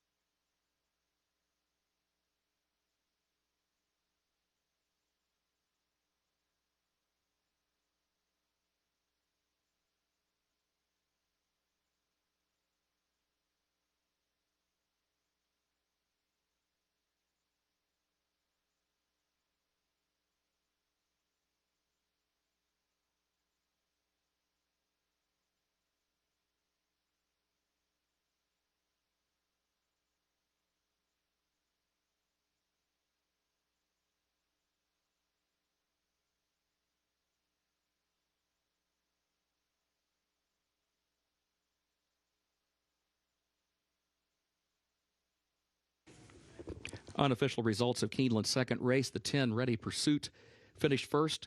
The 5 Coastal Chaos second. Number 3 Pinch hitter was third. And 2 Requisition was fourth. 10-5-3-2 unofficial.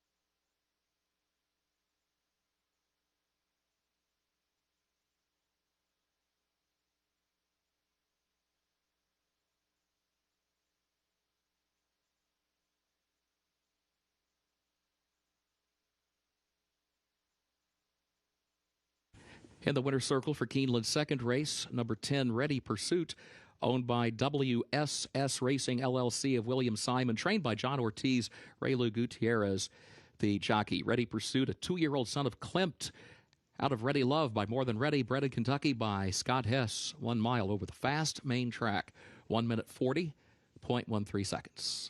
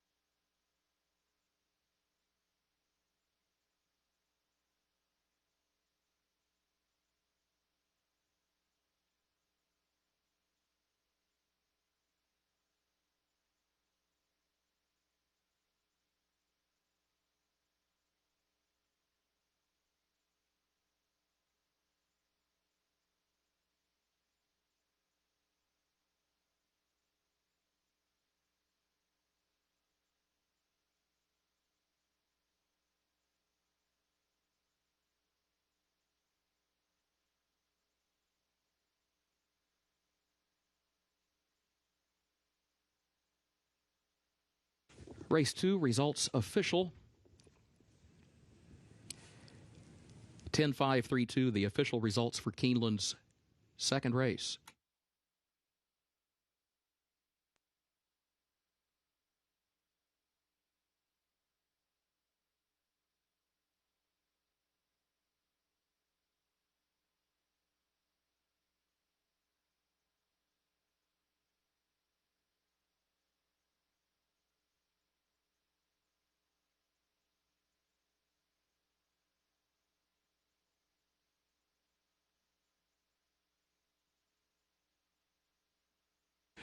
Keeneland's third race upcoming. Double and pick 3 wagering featured here. Scratch part of entry, number 1, Larimar. Again, scratch part of entry, number 1, Larimar. A reminder, the 1A still starts. Fourth race, scratch 5, Ariston. That's the fourth race, scratch number 5, Ariston. Looking ahead to the fifth race, no changes at this time in race 5. A reminder here at Keeneland today, the main track is listed fast, turf listed good.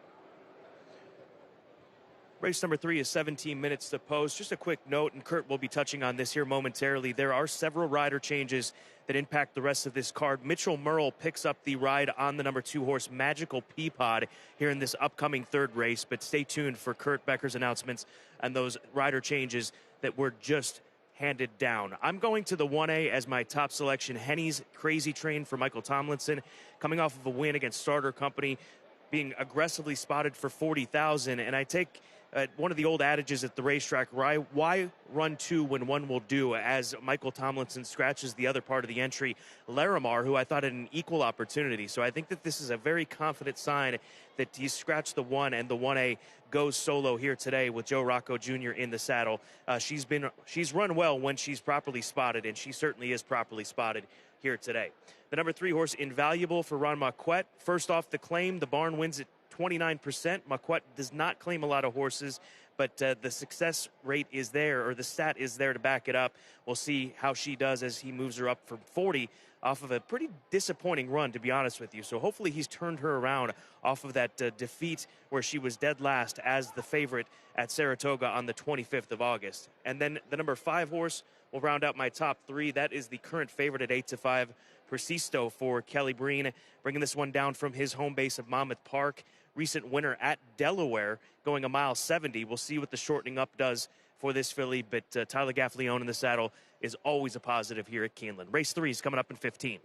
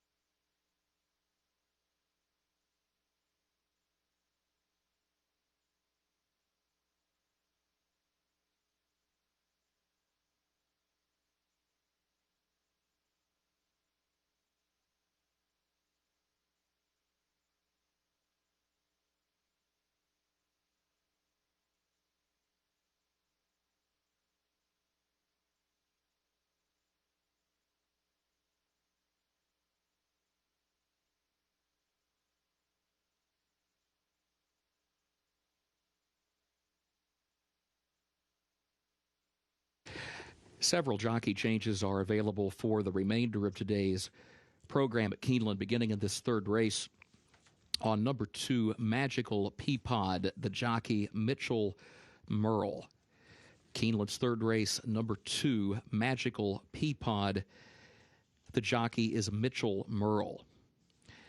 Fourth race, on number 3, Sonic City. Make the rider Corey Lannery. That's the fourth race. Number 3, Sonic City. Make the jockey Corey Lannery. Looking ahead to race 5. In race 5 on number 8, Drive for Fun. Make the jockey James Graham. That's the fifth race, number 8, Drive for Fun. Make the jockey James Graham. Race 7. Number 1, Encouraging. Jockey Joe Talamo. Race 7, number 1, Encouraging. The jockey is Joe Talamo. Eighth race.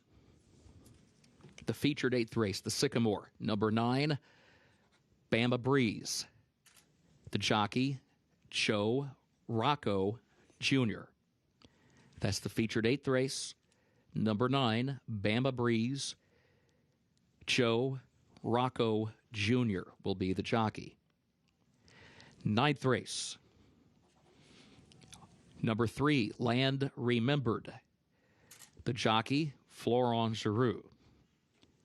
That's in the 9th race. Number 3, Land Remembered. Make the jockey, Florent Giroux. 10th and final race. Number 2, Silky Warrior. Make the jockey, Joe Talamo. That's in the 10th and final race. Number 2, Silky Warrior. The jockey will be Joe Talamo.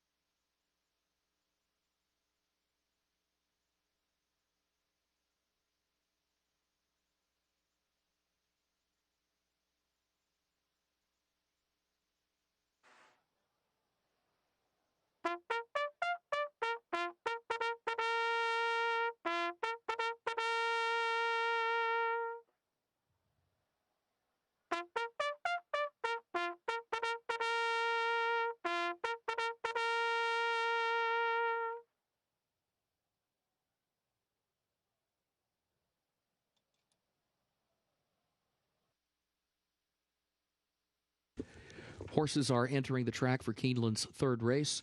Claiming race for a price of $40,000. Fillies and mares age 3 and up, 7 furlongs over the fast main track.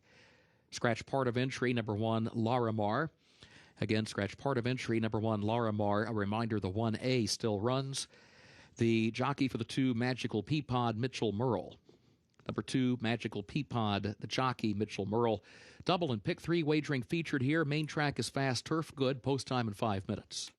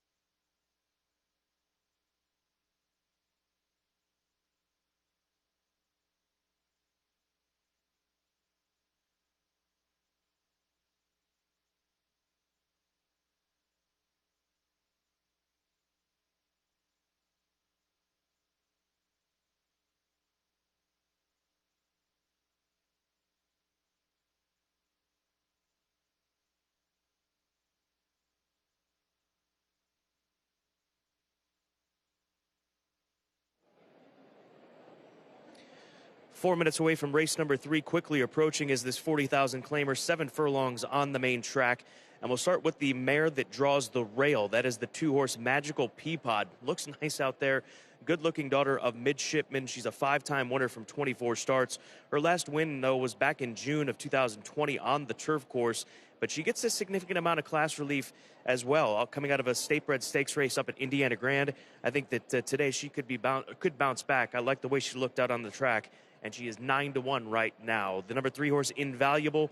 Here's the first off the claim runner for Ron Marquette and Keith Johnston, the daughter of Include, who ran so poorly last time out when they dropped her in for $25,000. But she has shown the ability to bounce back out of dull efforts. I think that she looks good. I don't think that she could look much better. So hopefully Ron Marquette's got her going back into the right direction, because she has races that would be very, very difficult to beat if she's able to replicate those, or somewhere near that here today in just 3 minutes' time. It's race number 3, and it's coming up quickly.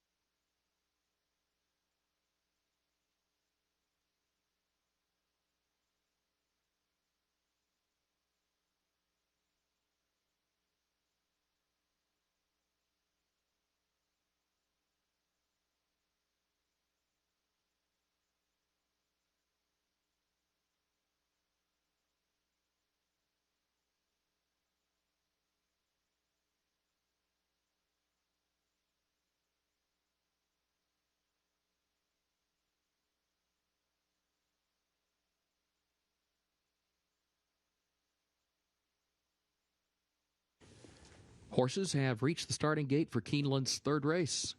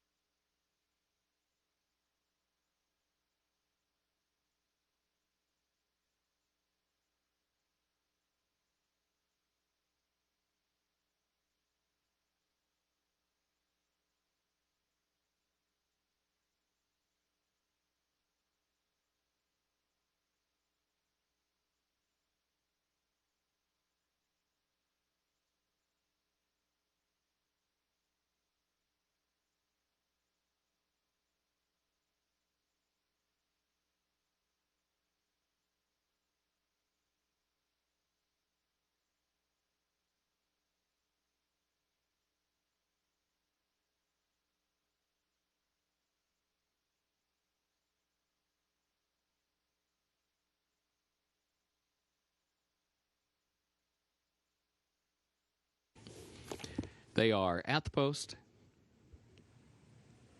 and they're off. Magical Peapod from the inside out for the lead. Invaluable has early speed as well. Bethabara, and then Henny's Crazy Train up on the outside. Invaluable down to the front.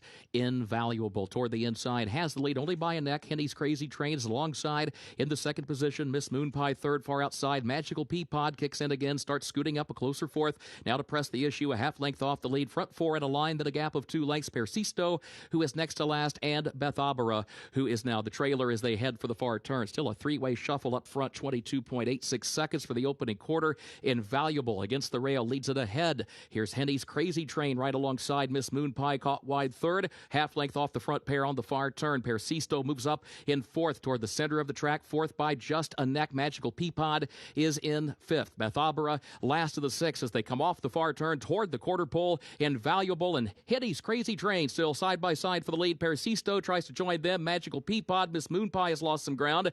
And then Bethabara wide at the back, 5 from the front. Henny's Crazy Train has the lead by just ahead. Invaluable fights back to the inside. And then Persisto. And then Magical Peapod, who's in fourth, trying to shift lanes and find room toward the outside. Henny's Crazy Train head in front at the 16th pole. Invaluable is still fighting onto the inside. Magical Peapod, then Persisto. Henny's Crazy Train in front.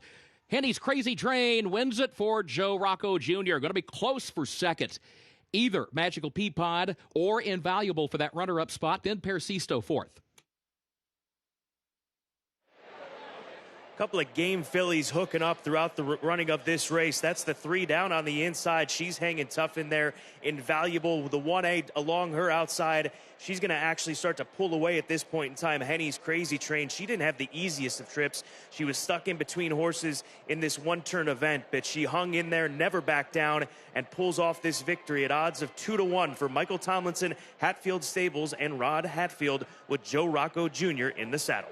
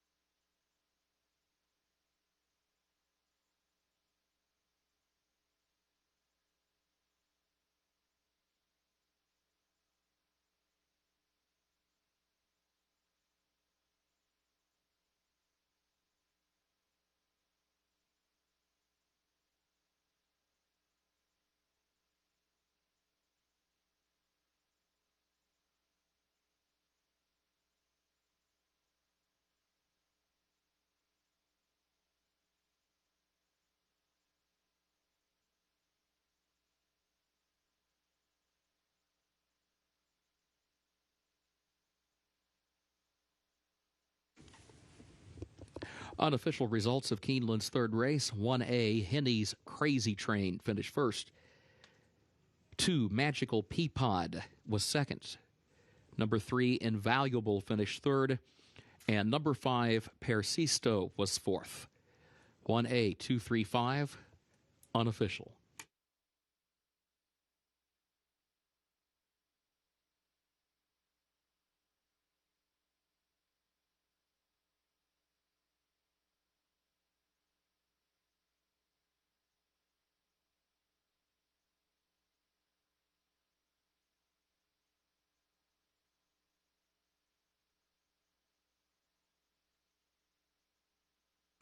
In the winner's circle for Keeneland's third race, the 1A, Henny's Crazy Train, owned by Hatfield Stables of Bud Hatfield, owned also by Rod Hatfield, the trainer Michael Tomlinson, the jockey Joe Rocco Jr.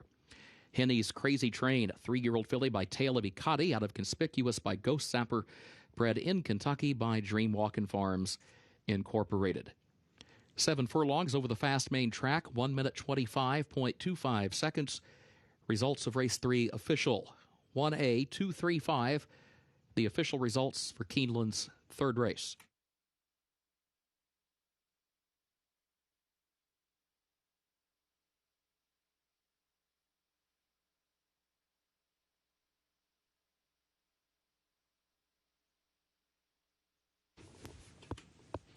Keeneland's fourth race upcoming. Race 4 will finish in the short stretch at the first wire. Main track is listed fast.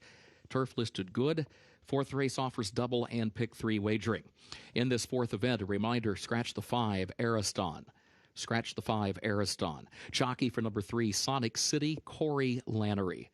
Number 3, Sonic City, the jockey, Corey Lannery. A reminder, Brian Hernandez Jr. is off his mounts for the rest of the afternoon. Looking ahead to race 5.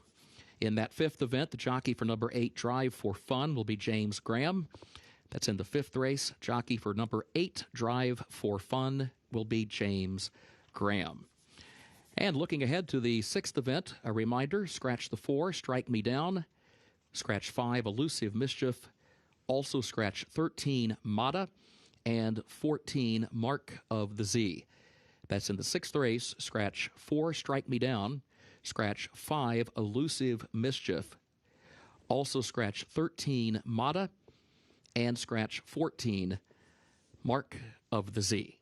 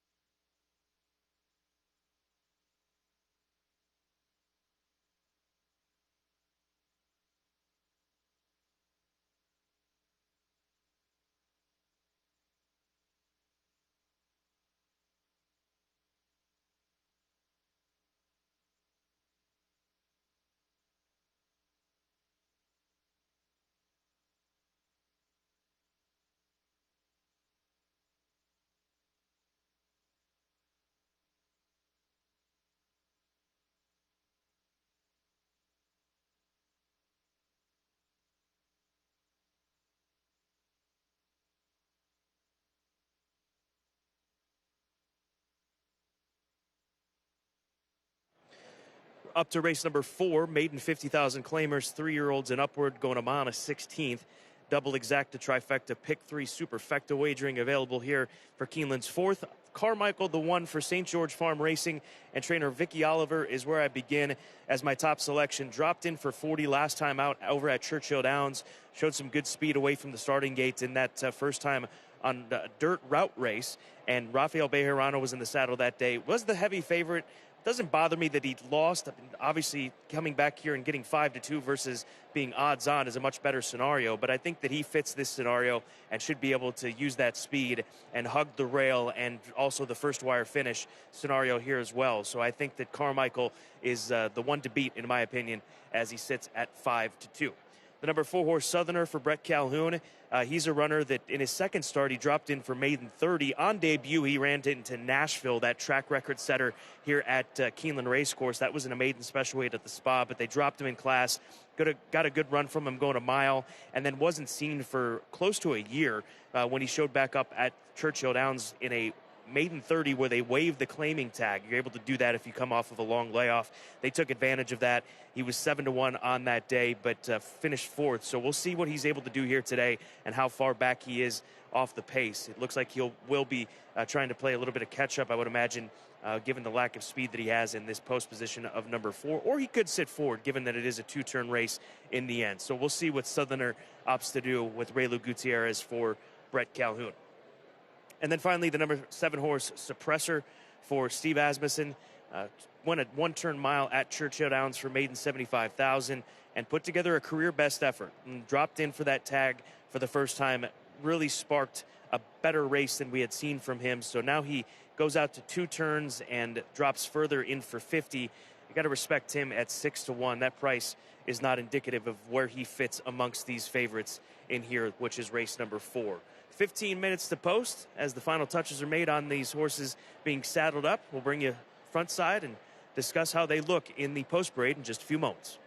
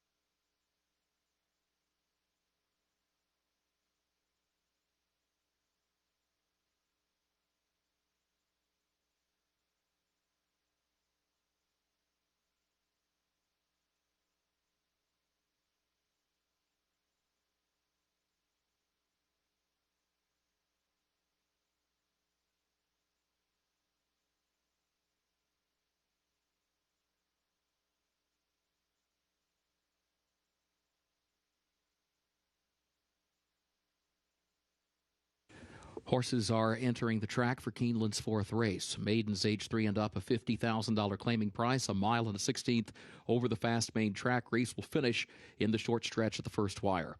Scratch the 5, Ariston. Again, scratch 5, Ariston. A reminder, the jockey for number 3, Sonic City, Corey Lannery. Number 3, Sonic City, Corey Lannery is the jockey. Double and pick 3 wagering featured here. Post time in 6 minutes.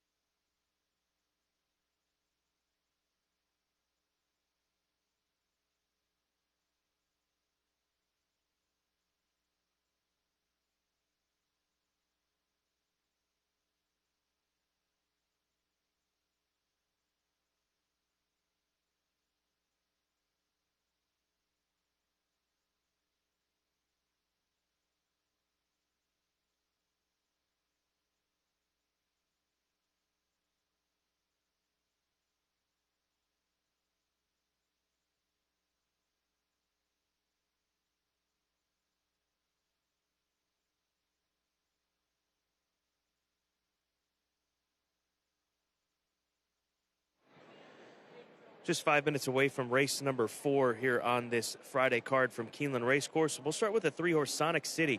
Son of Temple City, he gets Lasix for the first time in just his second start, and it's been over a year since his debut over at Ellis Park. But Kenny McPeak has him looking nice and fit and ready to go. Like the look of this colt. He drops in for 50. We'll see how he handles it and also see how he handles the dirt. He's got turf pedigree by Temple City out of a Scat Daddy mare, but oftentimes it doesn't necessarily translate to the racetrack, and I think the level more than anything is what would lure me towards Sonic City and the way that he looks. The number 6 horse, Captain Fantastic, like the way he walked out. He has a nice walk to him. A son of Midnight Loot, who's run a dozen times. He's got 5 in-the-money finishes. Not sure what it's going to take for him to win one of these races. I think he's going to have horses come back to him and have a setup because he really hasn't shown that much early speed.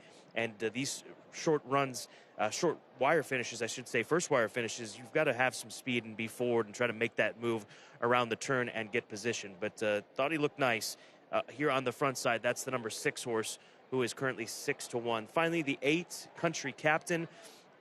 Well turned out by Jack Sisterson, a homebred for Calumet Farm. They took the blinkers off last time out, but they go right back to them. This is the 4th time that he'll be running with blinkers, and much like the discussion with some of these other runners as far as class relief, he gets the most class relief of any minus Sonic City, who hasn't been seen in a year. But Country Captain, out of 4 maiden special weight races, he drops in for 50 here today. We'll see what ends up happening with him from the outside draw. He's another one. He's tricky to read. I don't know if he's going to be able to be forward or if he's going to be able to rally from off the pace. But we'll find out. We've got 3 minutes before race 4.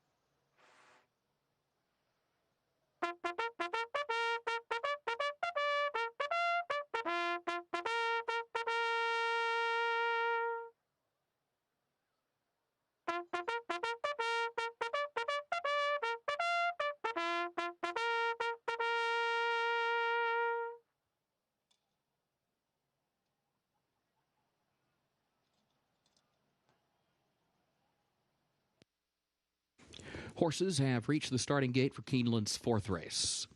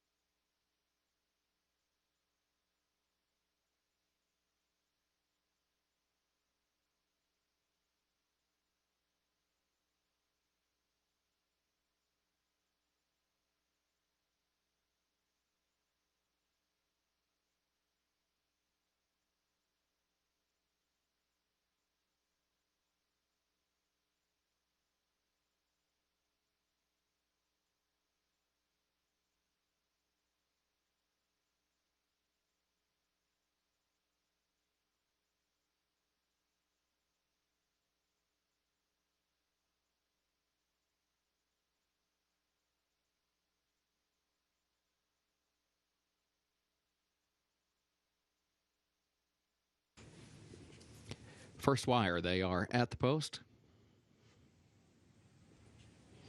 And they're off. There goes Suppressor out running for the lead, but Carmichael is there toward the inside. Here's Koufax moving up in between horses. Southerner up close in the opening strides in fourth. As they head into the first turn, Carmichael up the rail for the lead.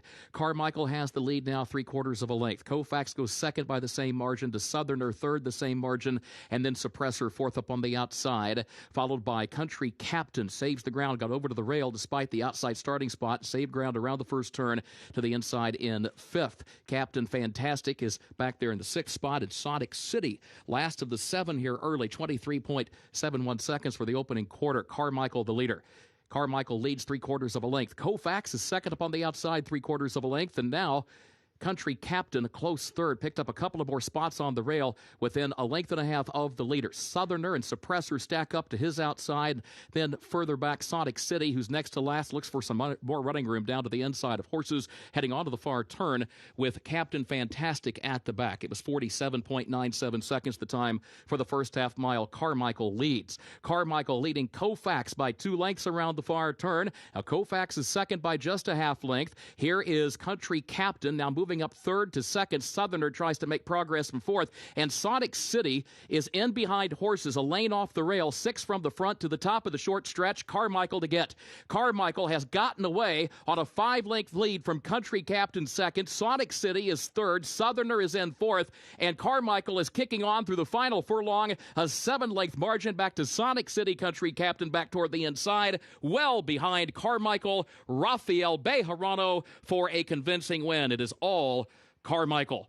Then it was Sonic City second ahead over Country Captain third. Further back, Captain Fantastic was fourth.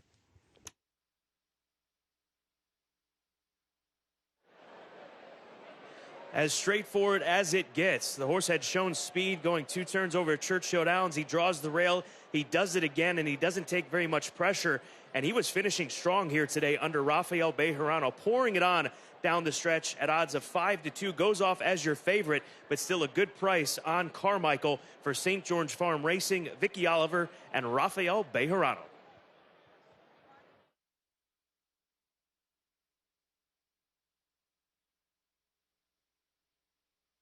Photo for play, sold all tickets.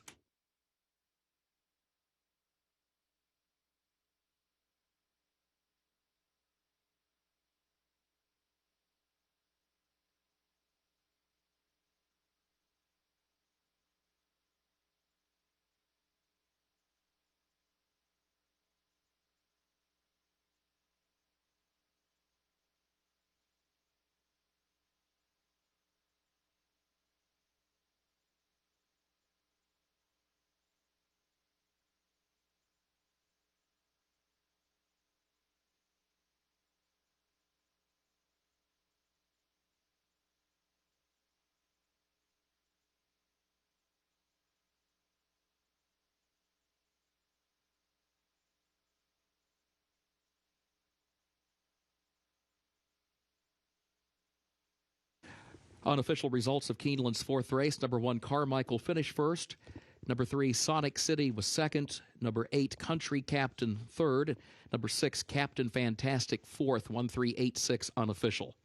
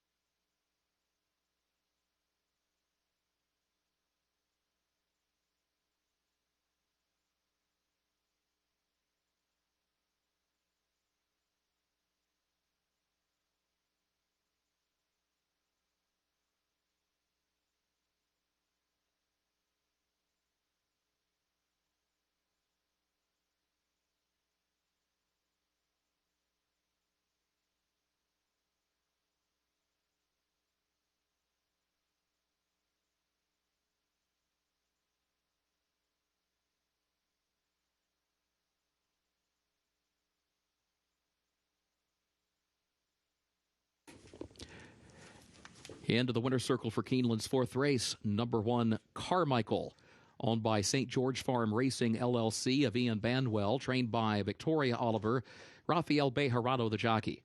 Carmichael, a 4-year-old gelded son of First Defense out of Lazy Sluzan by Sluvescent, bred in Kentucky by St. George Farm, LLC. Mile and a 16th over the fast main track, 1 minute 44.84 seconds.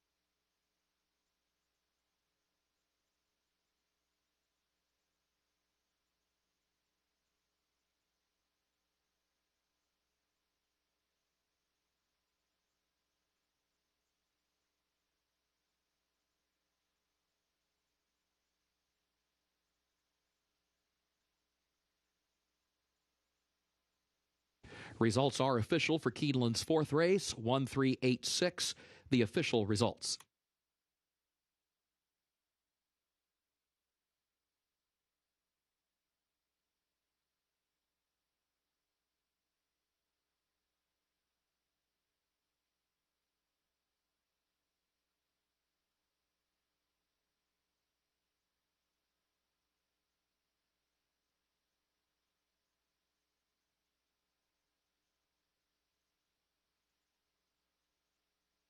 Keeneland's fifth race upcoming, double and pick 3 wagering, and also start of the pick 6, no carryover.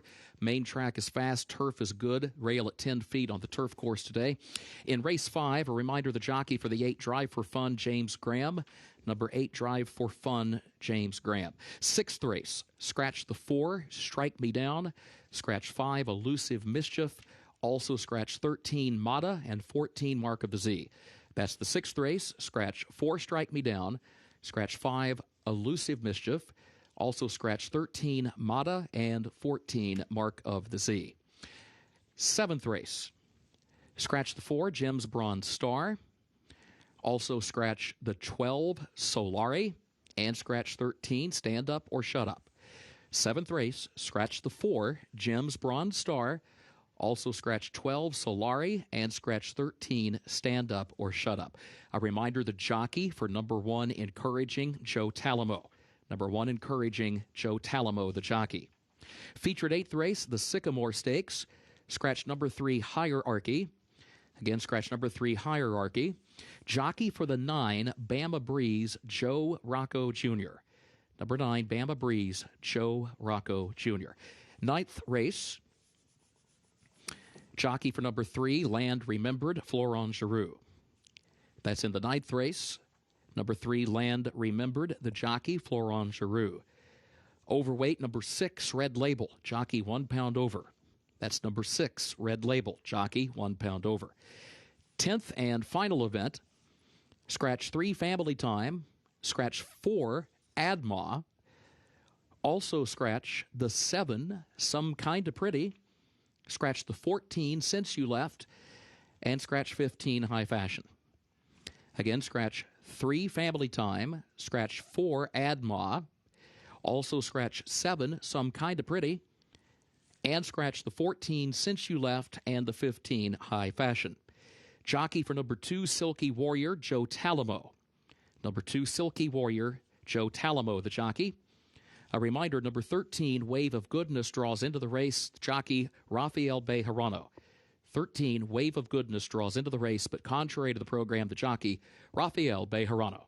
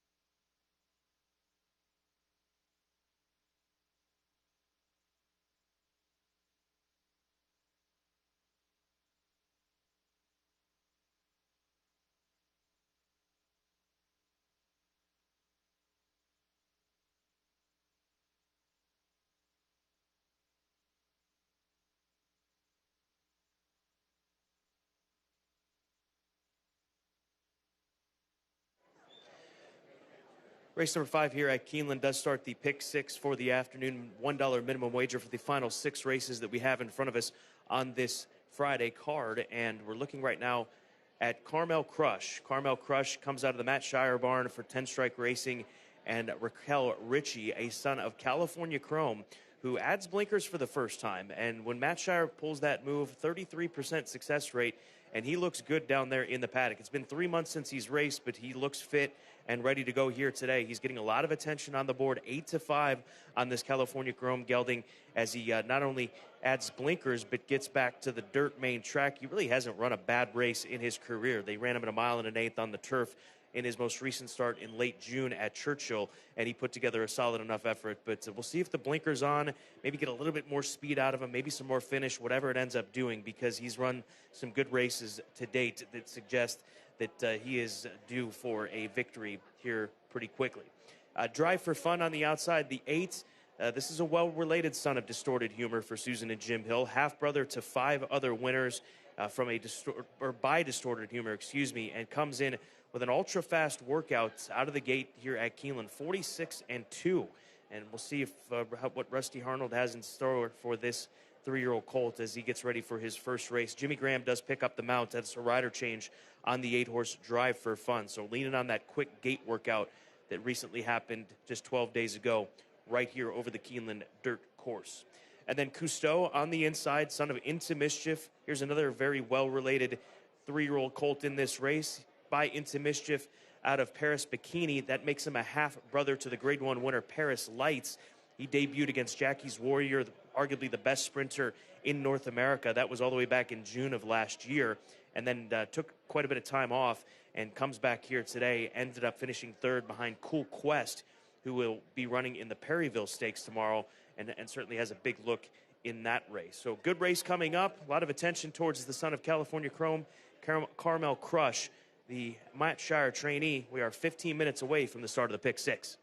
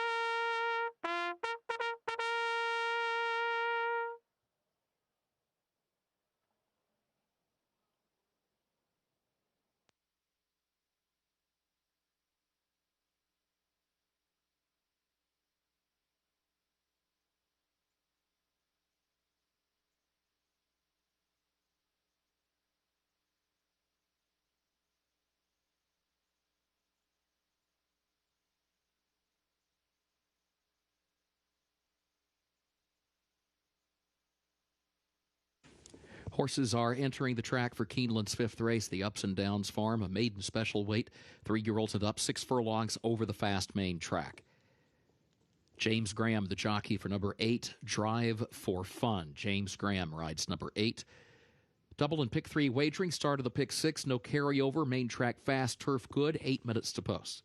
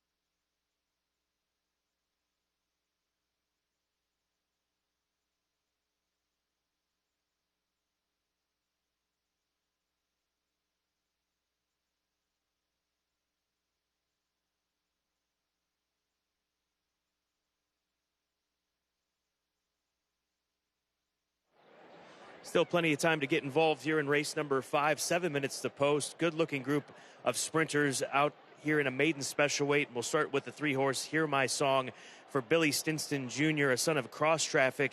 Asked him why this horse was able to improve so much last time out, and he said he's just figuring it out. He was left at the gate. He really didn't break all that sharp, but he did come running. He hopes that he's not that far back early on, but he'd like to see him off the pace. He too ran against Cool Quest, who will be one of the, I think, horses to beat in tomorrow's Perryville Stakes. So we'll keep an eye on that form and see if it transfers to tomorrow or flatters Cool Quest. But nonetheless, Hear My Song, 11-1, a very live long shot in my opinion after talking to Billy Stinson Jr.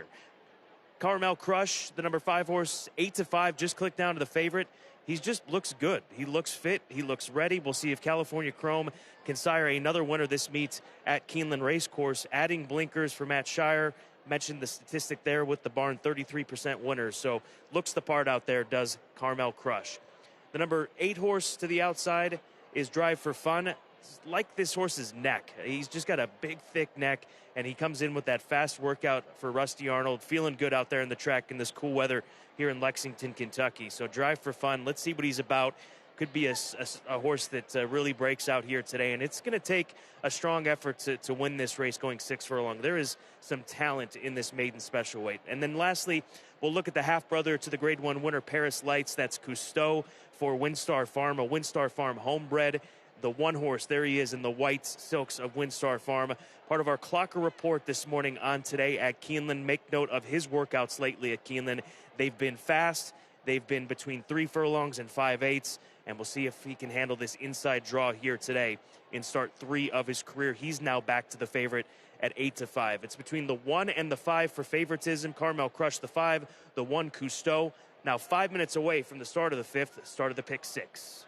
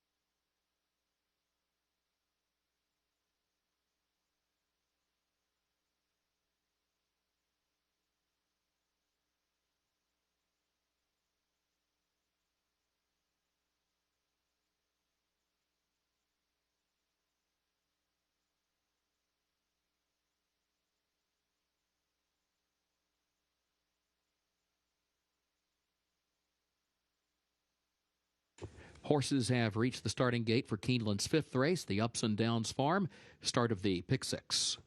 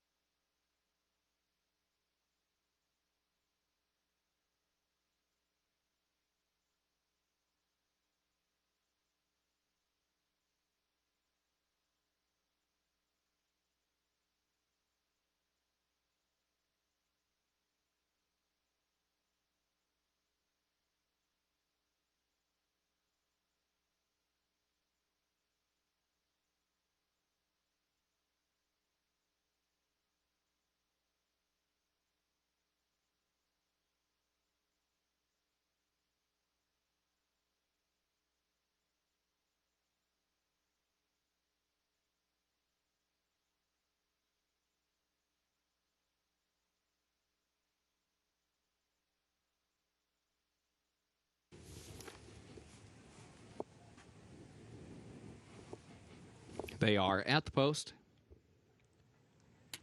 and they're off. There goes Jura out for the lead. Habitus, Cousteau there to the inside. Caramel Crush comes away running in 4th toward the outside. Hear My Song toward the center of the pack is in 5th. Drive for Fun, 6th up on the far outside. River Shannon, 7th in between horses. Namesake is last of the 8. Jura is the leader. Jura in front by a half length. Here's Habitus on the outside, 2nd, 3/4 of a length. Cousteau now starts to move up to challenge for 3rd. Got Caramel Crush there on the outside, who rallies back around the outside, has the 3rd spot by a half length. Hear My Song behind horses, and then River Shannon up on the outside, back to Namesake and Drive for Fun. Opening quarter went in 22.6 seconds. Jura, the leader. Habitus second. Caramel Crush third. Cousteau is back toward the rail. In 4th, 3 lengths off the lead. River Shannon goes a wide 5th to the top of the stretch. Drive for Fun out to the center of the track along with River Shannon. Namesake at the back. Here comes Caramel Crush after Jura. Cousteau looks toward the inside. Can't find room there. Still 3rd. And here is Hear My Song from the outside. But still, Caramel Crush fighting on for the lead with Jura. Hear My Song makes a final try. 16th to go. Here comes the wire. Caramel Crush. Hear My Song again from the outside. Hear My Song. Hear My Song gets there for Marcelino Pedrosa Jr.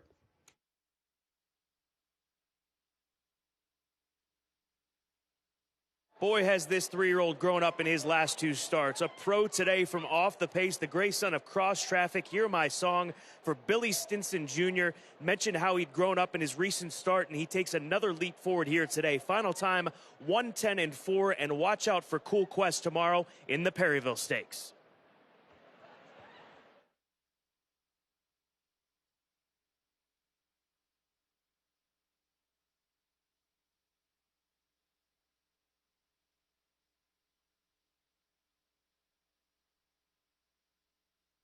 Photo for the win. Hold all tickets.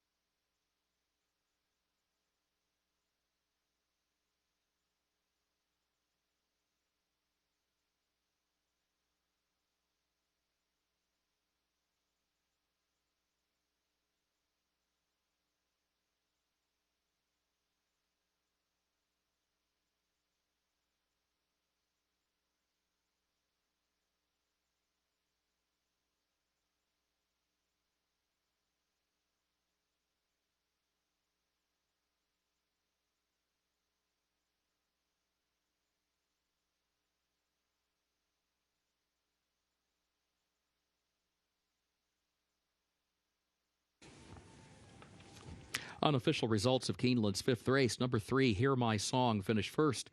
Number 5, Carmel Crush, was second. Number 2, Jura, was third. Number 1, Cousteau, was fourth. 3-5-2-1, unofficial.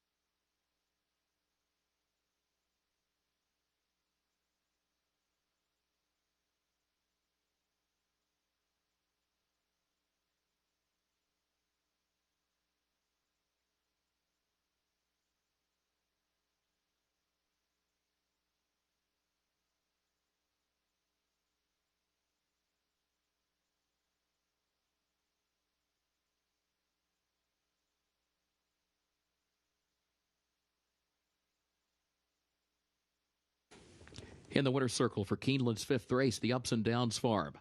Number 3, Hear My Song. The winner owned and bred in Kentucky by Nathan Hayden. Billy Stinson Jr., the trainer. Marcelino Pedroza Jr., the jockey. Hear My Song, a 3-year-old gelded son of cross traffic out of Mi Vieira by Tejer. 6 furlongs, 1 minute 10.83 seconds over the fast main track. Race 5, results official. 3-5-2-1, the official results.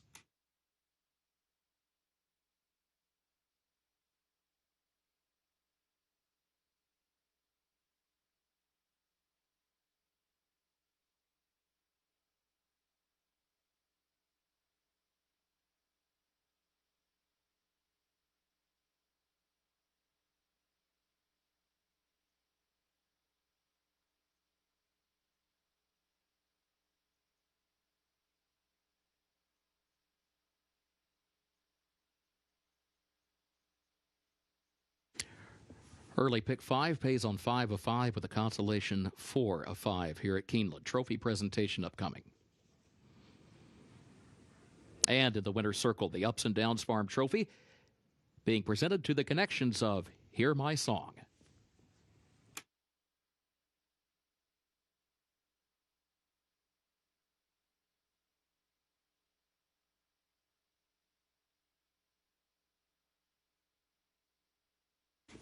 Keeneland's sixth race upcoming. Double and pick 3 wagering, start of the late pick 5, and also the start of the Keeneland Turf pick 3, made up of races 6, 8, and 10. The Turf is listed good, the rail at 10 feet today. In this sixth race, scratch number 4, Strike Me Down. Scratch the 5, Elusive Mischief. Also scratch 13, Mata, and 14, Mark of the Z. Again, scratch number 4, Strike Me Down. Scratch 5, Elusive Mischief. Scratch 13, Mata. Scratch 14, Mark of the Z. Seventh race. Scratch the 4, Jim's Bronze Star. Scratch the 12, Solari. Scratch 13, Stand Up or Shut Up. Seventh race. Scratch 4, Jim's Bronze Star. Scratch 12, Solari.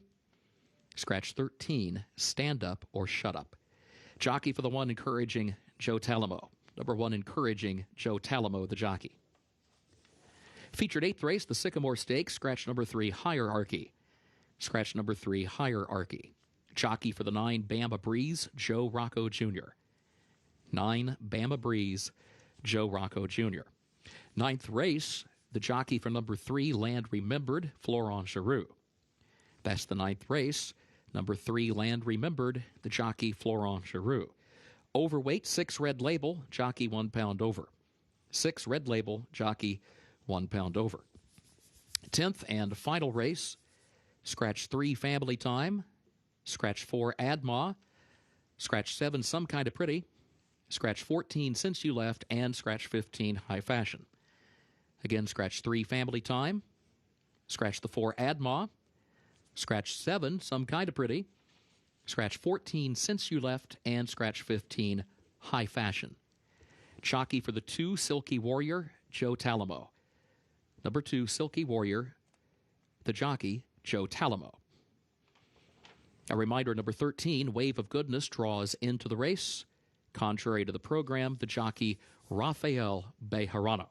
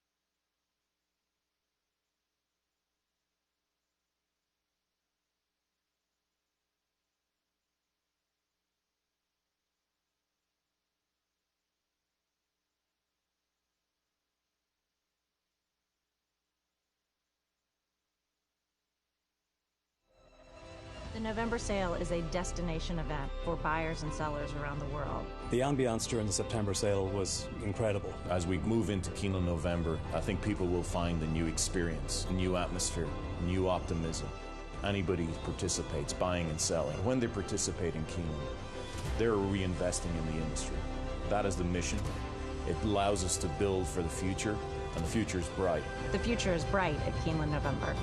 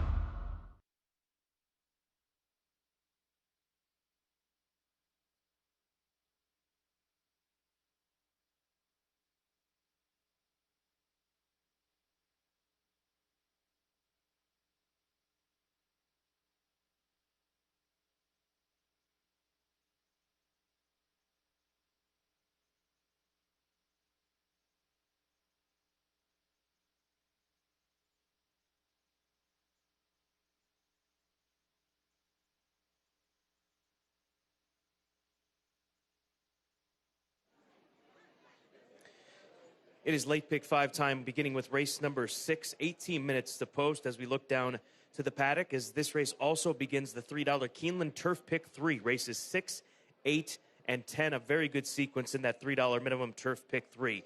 Let's go to the outside to Maven, the number 12 horse for Wesley Ward, Richie Raven, a son of American Pharaoh that gets E.T. Baird into the saddle. If you're not familiar with E.T., a very good rider on the Chicago circuit for quite a long time, and he's very good with front-running style-type horses, and that's exactly what Maven is. He is a horse that wants to be up there on the lead and establish that dominance over a group, and I think today that he will be able to do it even with this outside draw. Love the fact that E.T. is coming down from Chicago to ride for Wesley Ward and Richie Raven. Richie Raven, a Chicago gentleman as well. So good luck to the connections. Maven, my top selection. Good price, 3-1, not bad on a Wesley Ward runner in an allowance race here on the turf course sprinting at Keeneland Racecourse. Down on the inside is the number 1 horse, Boldor, for Steve Asmussen. They tried the Laurel Dash last time out. Steve's had a lot of success shipping horses over to Maryland over the last several years, and he ran into a good horse. XY Speed is a very solid runner that he was defeated by a length and 3/4 on that afternoon. Prior to that, he had won at Colonial against Restricted Stakes Company. He is a Virginia bred. That's what he qualified for the punchline over at Colonial on the 1st of September. But this inside draw, we'll see if Santana can work out a trip. We'll be able to save ground. Boldor, I think, is live at odds of 6-1.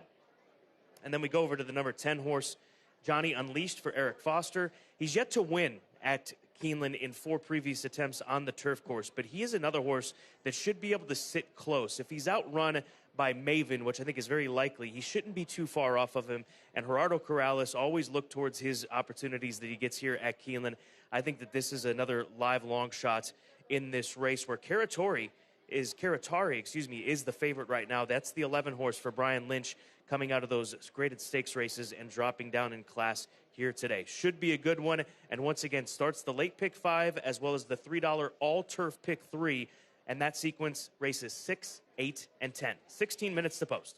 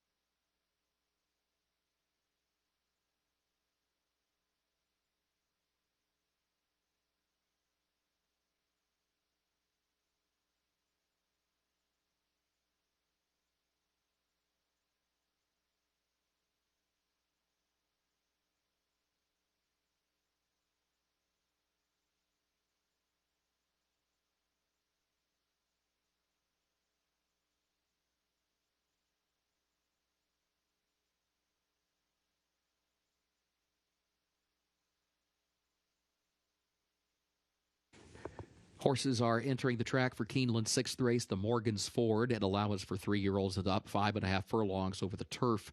Listed good, the rail at 10 feet today. Double and pick 3 wagering start of the late pick 5. Also the start of the Keeneland turf pick 3, made up of races 6, 8, and 10. In this sixth race, a reminder, scratch 4, Strike Me Down. Scratch 5, Elusive Mischief. Also scratch 13, Mata, and scratch 14, Mark of the Z. Post time at 6 minutes.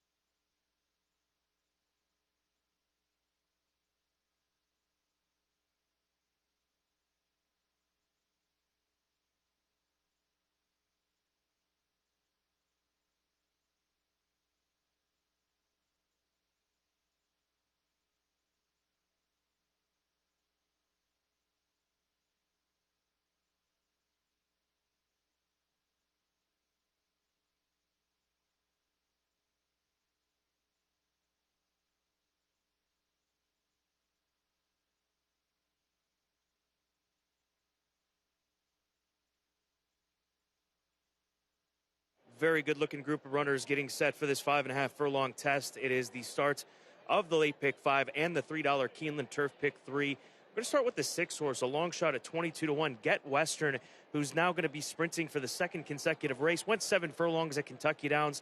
Certainly considered a sprint, but from 7 furlongs at Kentucky Downs to 5.5, a much different situation. A horse that had primarily been going a mile and above as far as distances, but he looks cranked up and ready to go. Like his body language, he looks like he's ready to mix it up. A 6-year-old gelding in his 19th career starts. Watch out for Get Western at a price at least underneath. Karatari, the number 11 horse for Mr. William Branch and Brian Lynch. He gets so much class relief off of those tough races that he was asked of in the graded stakes races at Parks, the grade 3 Turf Monster, the grade 3 Troy, and his last win was in the Silks Run at Gulfstream Park. He went wire to wire that day. It'll be interesting to see if these outside 2 hook up and if they end up getting caught wide with some more speed, I would expect to come from the inside. But the 12-horse Maven is very fast, and Wesley Ward telling me that he actually used to ride alongside E.T. Baird. That's the rider that has come down from Chicago to ride for Mr. Richie Raven, and this gelding draws outside. He also says he prefers an outside draw when you've got speed sprinting on the turf. Just keep him out in the clear, crossover, and go on with it. So the outside draw from Wesley Ward, who wins a lot of these turf sprints here at Keeneland and worldwide, not concerned with the wide post position from post 10 now with the 2 scratches to his inside.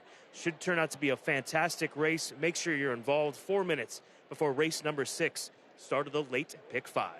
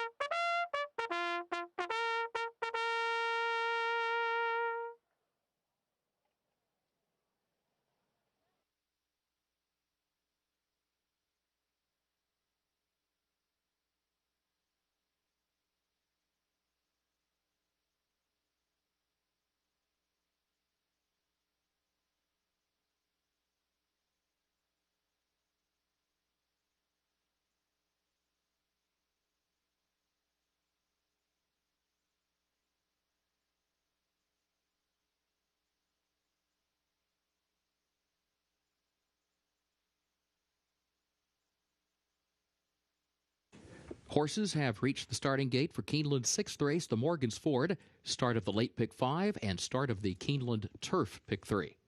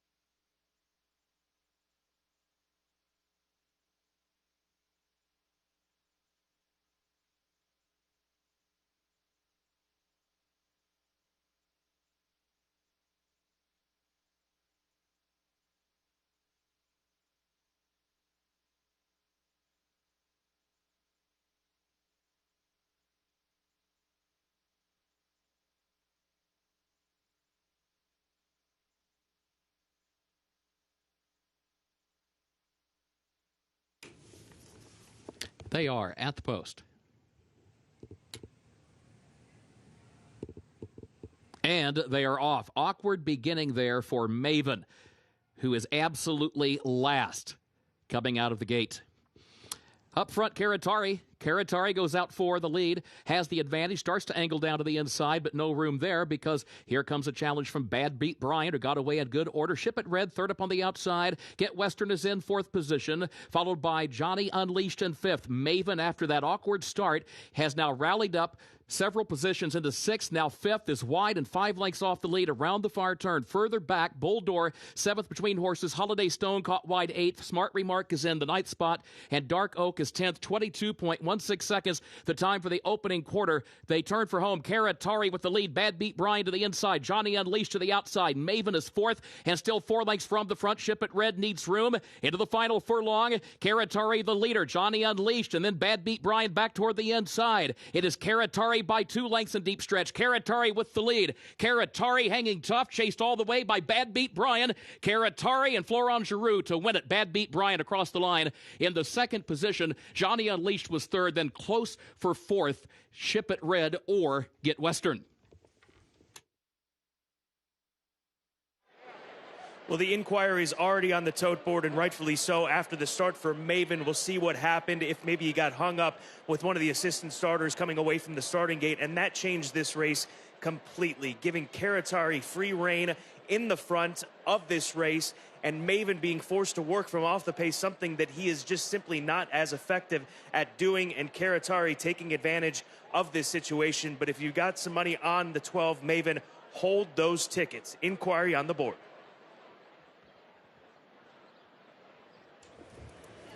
Inquiry sign indeed posted on the infield board. As Scott has told you, hold all tickets. Inquiry focusing on the start and focusing specifically on the start for number 12, Maven. Hold all tickets.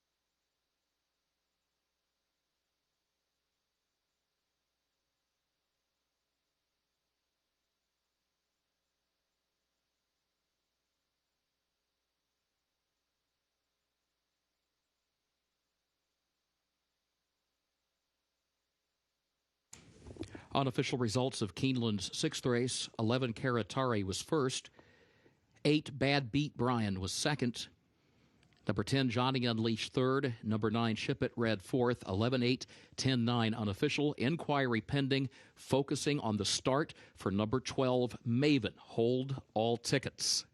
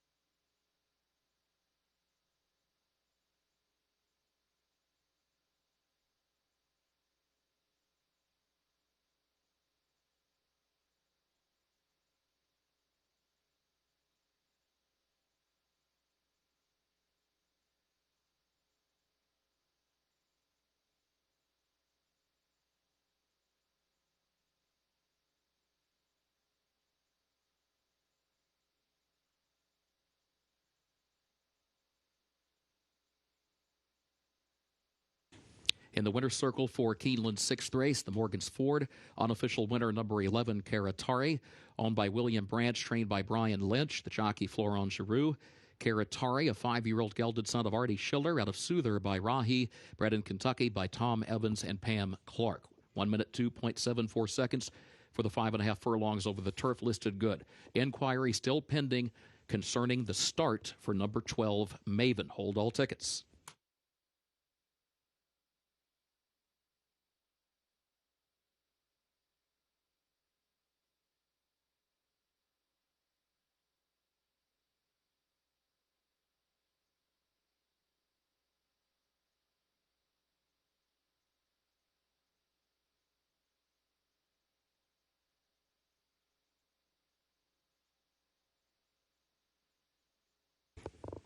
In addition, there is a claim of foul that has been lodged by the jockey of number 6, Get Western, against the unofficial fourth-place finisher, number 9, Ship It Red, alleging interference in the stretch. Two separate issues: the inquiry focusing on the start for number 12, Maven. Separate from that, an objection from the jockey of number 6, that claim of foul lodged against the unofficial fourth-place finisher, number 9, Ship It Red, alleging interference in the stretch. Hold all tickets.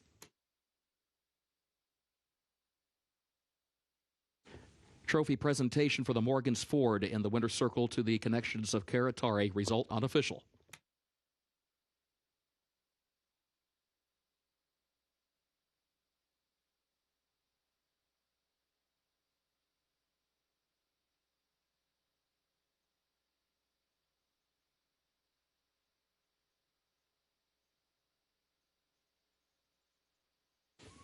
Split screen on the television monitors and video boards. Program view to the left, steward's view to the right of the objection, which is pending concerning the unofficial fourth-place finisher. Hold all tickets.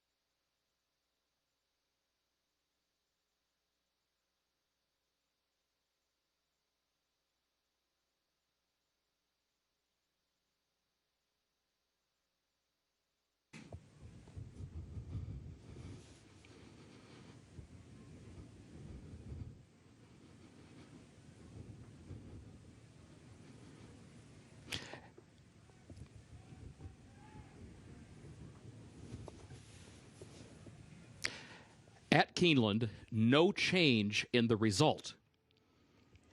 11-8-10-9 stands. With that said, the stewards have ruled on the inquiry that number 12, Maven, shall be declared a non-starter. All wagers involving the 12, Maven, will be refunded. Two separate issues. Result stands as is, 11-8-10-9. Claim of foul was disallowed. Separate from that, stewards have completed their inquiry focusing on the start for number 12, Maven, and have ruled that number 12, Maven, is a non-starter in today's sixth race. All wagers involving number 12, Maven, will be refunded.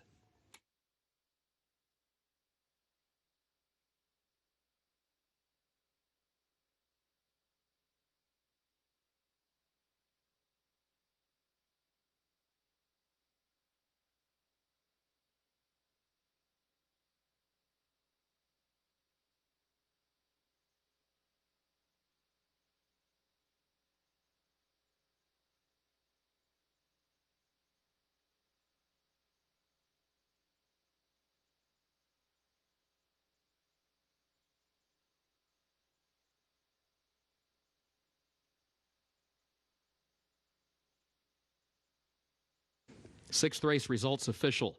11-8-10-9, the official results for Keeneland's sixth race. And again, number 12, Maven, has been ruled by the stewards as a non-starter. All wagers involving number 12, Maven, will be refunded.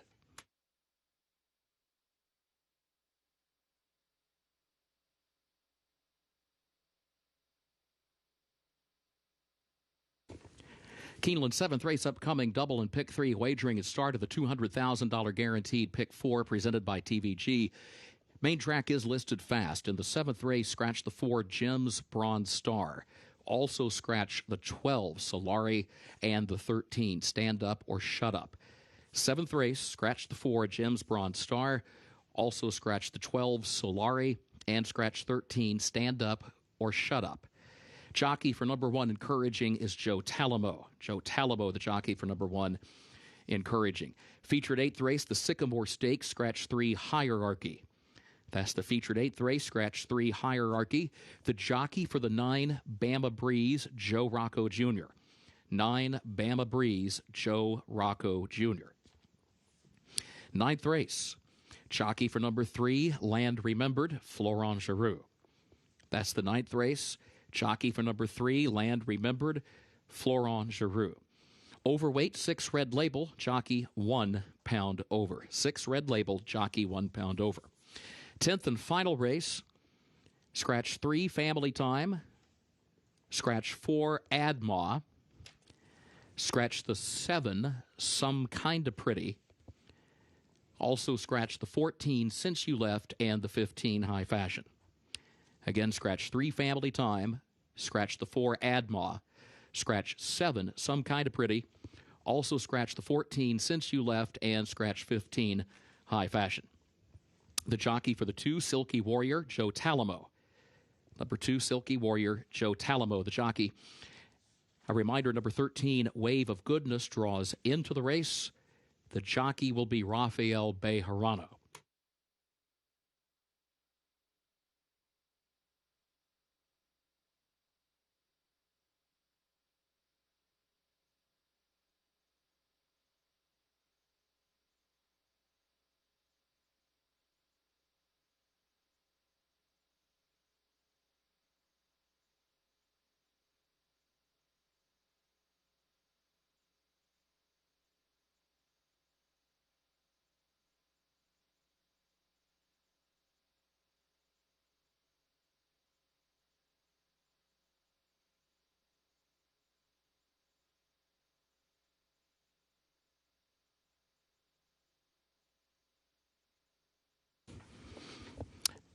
As mentioned, refunds of all wagers from today's sixth race involving number 12, Maven.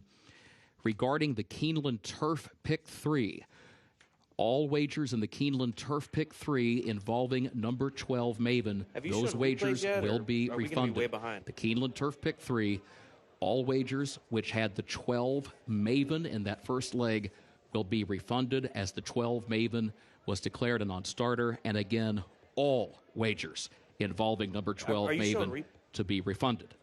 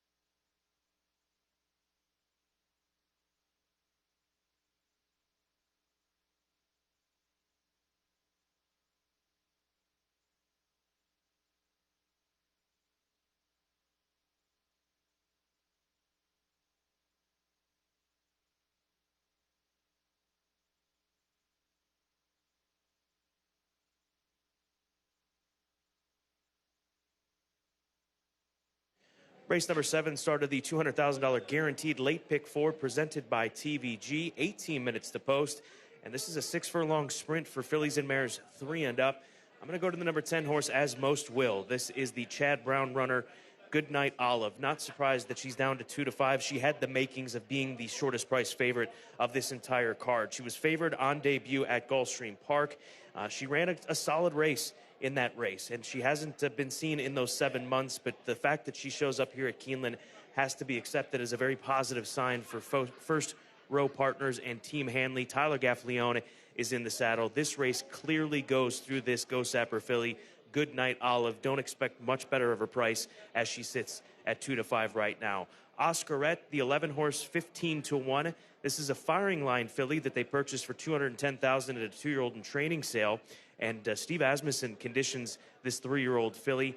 She started off at Santa Anita, but then made her way to the Asmussen program. And this is a horse that's owned by some West Coast connections, Holly and David Wilson, as well as the Hall of Fame rider Gary Stevens, as he's gotten involved in some of these runners. So we'll see what Oscarette's about. The 11 at 16-1 right now, a first-time starter in this field. And then finally, the number 7 horse at 6-1 for Ray Handel, Mun Love. She's the second choice, daughter of Munnings. This will be her 12th career start. She's picked up several checks. She's made nearly $100,000 in those 11 starts. finishing second and third. So you have to respect her in the top 3. At some point in time, she's going to find the right group. It's tough to think that she's going to be on par with the favorite Goodnight Olive, but you never know. That's why we gamble on these races. And Gerardo Corrales is in the saddle. Ray Handel's had a nice meet with the few runners that he has had. So good race. Looking forward to seeing what Goodnight Olive is all about in her second start. And just a reminder, $200,000 guaranteed late pick 4 presented by TVG starts in less than 17 minutes.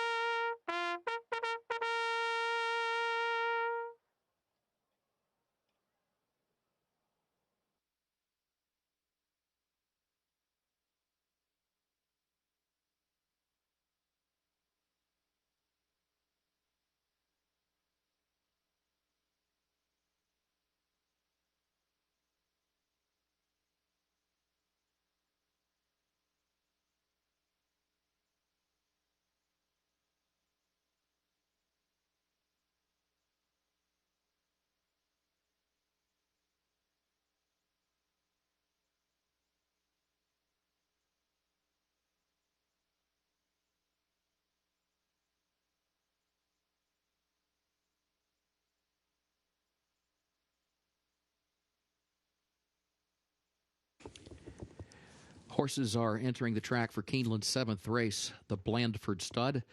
Maiden special weight fillies and mares age 3 and up, 6 furlongs over the fast main track. Scratch the 4, Jim's Bronze Star. Also scratch the 12, Solari. And scratch 13, Stand Up or Shut Up. Jockey for the 1, Encouraging, is Joe Talamo. Joe Talamo, the jockey for number 1. Double and pick 3 wagering, start of the $200,000 guaranteed pick 4 presented by TVG. Main track fast, turf good, 6 minutes to post.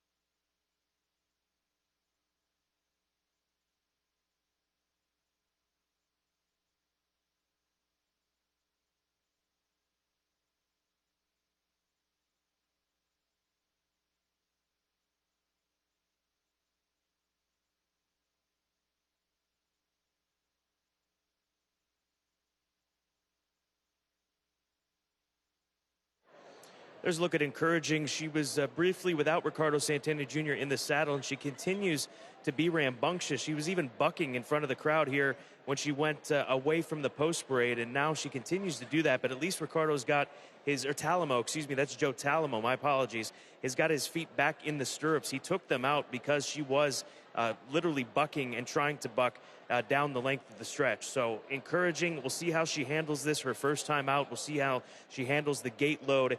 But right now she's doing okay as she's coming around the wrong way on the turn, I do believe. But we'll keep a close eye on Encouraging for Steve Asmussen's and Hillendale Equine Holdings. The number 5 horse is Fitz the Jill. Her trainer, Robert Medina, telling me that he feels that she'll do better the longer she goes, and this is a starting off point. She's the daughter of Empire Maker that Bill Parcells and his August Dawn Farm paid $280,000 for her last year at the age of 2, and also asked him about how he expects her to break from the starting gate. He says she breaks just okay. So keep an eye on her. If she puts together a good run, one to maybe mark for on down the line when they stretch her out to a route and she gets a race under her belt. We're 4 minutes away from race 7. Again, started the guaranteed pick 4. It's quickly approaching that guarantee of $200,000 and presented by TVG.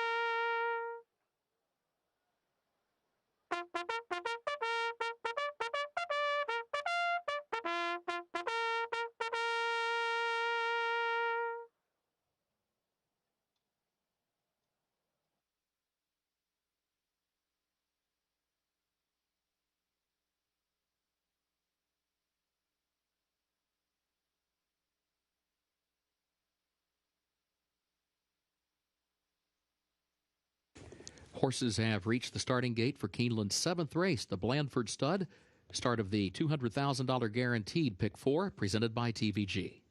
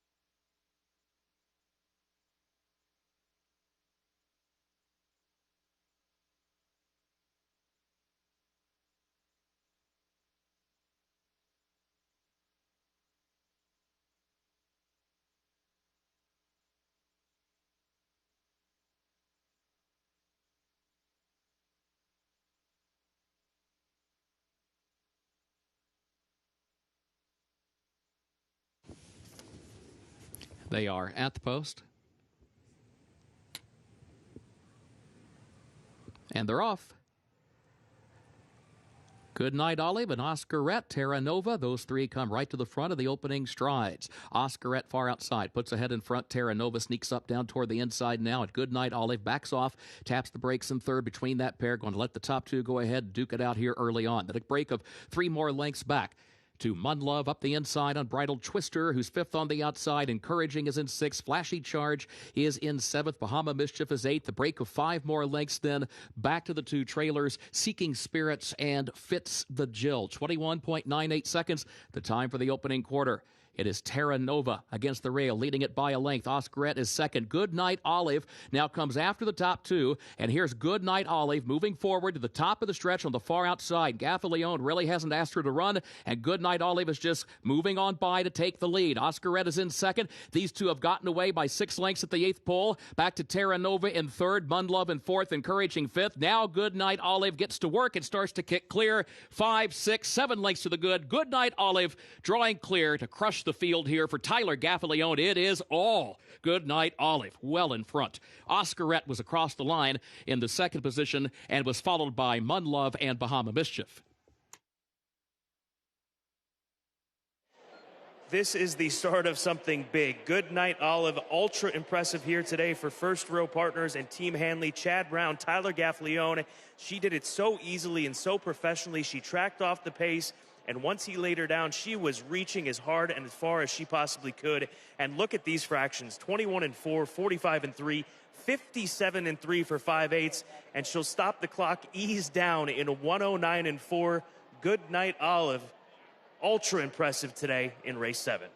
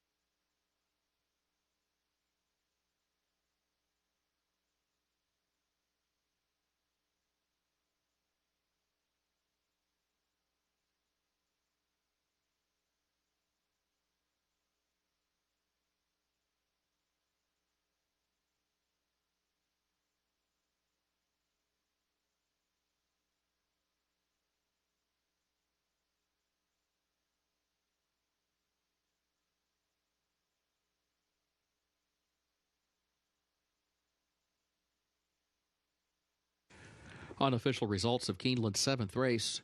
10 Goodnight Olive was first. 11 Oscarette was second. Number 7 Munlove third. Number 2 Bahama Mischief fourth. 10, 11, 7, 2 unofficial.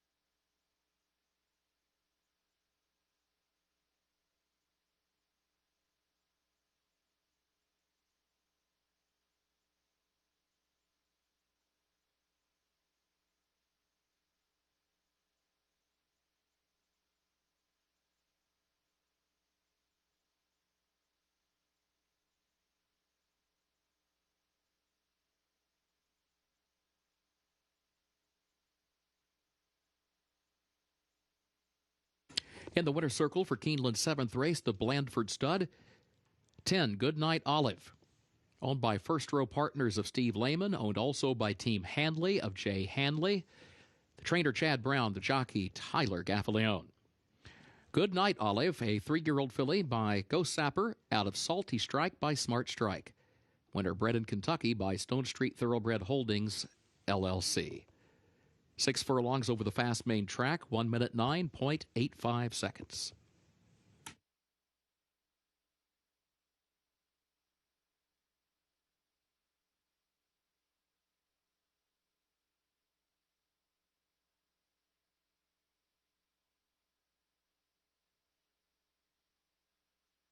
Results of Keeneland's 7th race official.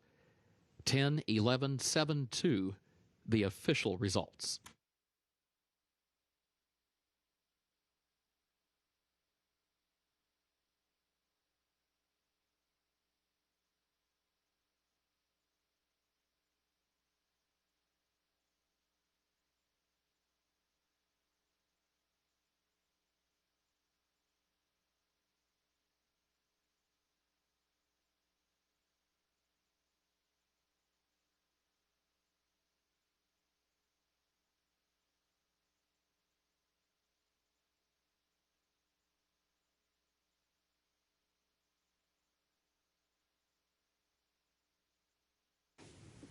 In the winner's circle, the Blandford Stud Trophy presentation to the connections of Goodnight Olive.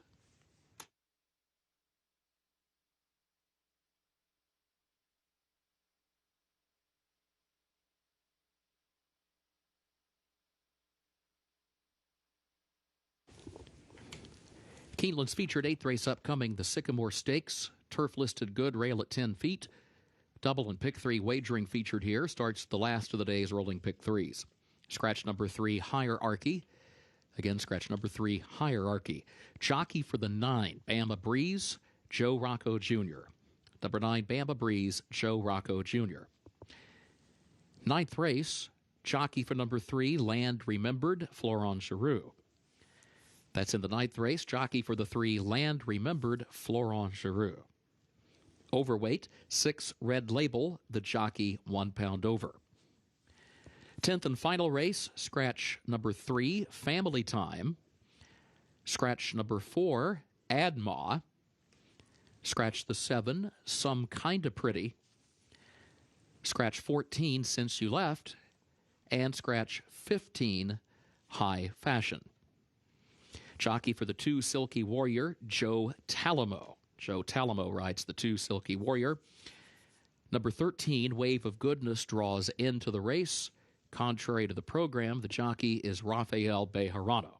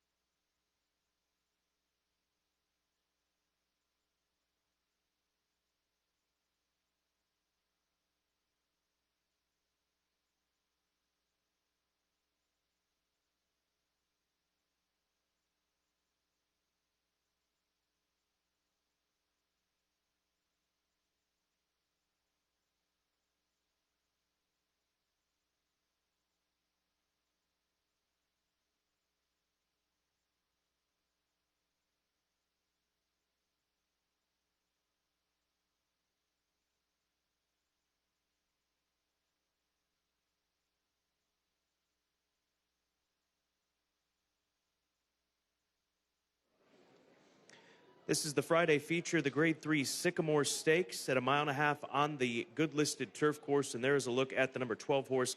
He's 7-2 right now as the second choice. That is 2 Emmys for Wolf Racing. Hugh Robertson, Hugh's son Mac, trains this gelding. Now a $4,500 Keeneland September sales purchase. Now a Grade 1 winner who's made over $545,000. One of the better stories that we've had in 2021 was that performance that we saw from him in the Grade 1 at Mr. D, formerly the Arlington Million, on the 14th of August. James Graham rode a brilliant race, slowing things down in the fashion that he did. You normally do not see races run that slowly out on the front end, and he lulled him to sleep. Domestic Spending, the heavy favorite in there, and one of the better turf horses we have in North America, just had too much work to do and was off the pace. He made a run, but 2 Emmys was able to pull off that victory by a neck, and it was actually a much easier neck than you would think looking at the run lines if you haven't watched the race back. And this is not a surprise. This is not a fluky effort from 2 Emmys. He ran second in the Mervyn Muniz, the Grade 2 at Fairgrounds, to Colonel Liam, a Grade 1 winner and one of the top turf routers in the country right now. So James Graham in the saddle. The only thing is, how is he going to navigate post position number 12 with the start on the backstretch going into the far turn, the first of 3 turns? How fast is he going to have to go to try to clear this group? That's the big question. But at 7-2, we'll see if 2 Emmys can continue this dream season for the Robertson family and Wolf Racing with Jimmy Graham once again as the pilot. The 11-horse Kentucky Ghost, Vicky Oliver bringing this one back in a relatively quick fashion, 2 weeks off of that opening weekend second-place finish behind Cavalry Charge. We talked about this morning on today at Keeneland. The turf course, you had to be forward in that first weekend with the amount of moisture that was in it, and he still made a credible run. And Vicky's saying that they're bringing him back here today because of the fact that there's limited turf racing to come here in the Midwest. We understand that. So with the season about to wrap up as far as turf racing, why not give it a go before they turn him out and give him a break before starting to focus on a 2022 campaign. And one side note, this gelding's half-sister will be hip number 2131, book 4 of the upcoming Keeneland November sale. Her name, Howdy Girl. So watch out for Kentucky Ghost and see if he can add to that page, hip 2131 at the Keeneland November sale. And then the number 1 horse down on the inside, the current favorite at 2-1, Glenn County. He was part of that Grade 1 Mr. D run. He was also part of those chasing that extremely slow pace, and he made up some ground to finish third, beaten 3 lengths. You've got to figure him big time in this race. He's won at Keeneland in the past. He comes off of a Grade 2 try at Kentucky Downs, going 1.5 miles, ran the same sort of race, had a little bit more pace that day, but couldn't close from off sitting fairly close in the end with Tyler Gaffleone. And Tyler is familiar with riding this horse. In fact, he was aboard him for his last win here at Keeneland. So the tactics are going to be so interesting. How does 2 Emmys work out this trip from post 12? What does Glenn County do? Does he sit close? So many dynamics to this race. We look forward to seeing it here in the next 15 minutes. It is the Grade 3 Sycamore Stakes, our Friday feature.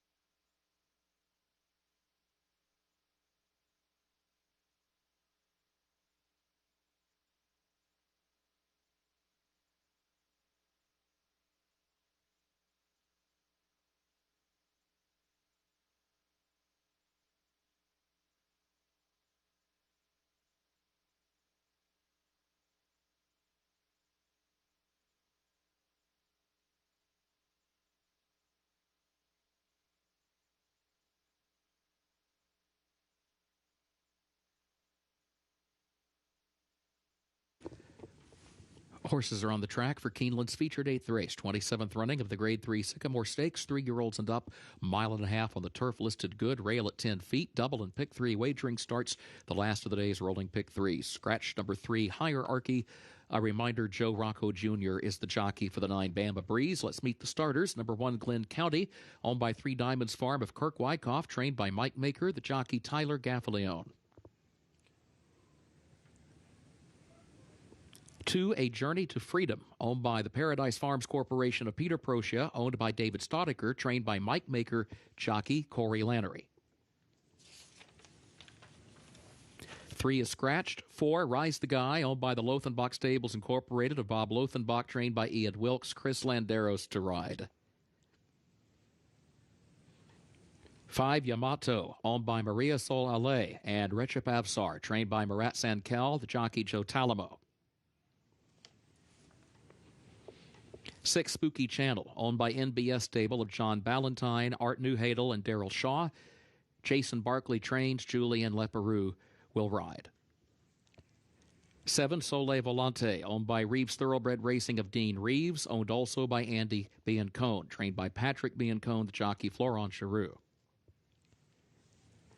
Number 8 is Breakpoint, owned by Three Chimneys Farm LLC of Gonzalo Torrealba, owned also by Don Alberto Stable of Carlos Heller, owned as well by Sienna Farm of Anthony Manganero, and owned by Jeff Drown. Steve Asmussen, the trainer, Ricardo Santana Jr., the jockey. 9, Bama Breeze, owned by the Ashbrook Farm of Glenn Bromagen and BBN Racing LLC of Ann Braxton Jones Lynch, the jockey Joe Rocco Jr. 10, Another Mystery, owned by Team Block of David Block. The trainer is Chris Block and the jockey Adam Beschitza. 11, Kentucky Ghost, owned by BBN Racing LLC of Ann Braxton Lynch, trained by Victoria Oliver, jockey Rafael Bejarano. And 12, Two Emmys, owned by Wolf Racing LLC of Randy Wolf, owned also by Hugh Robertson, the trainer Mac Robertson, the jockey James Graham. 3 minutes to post.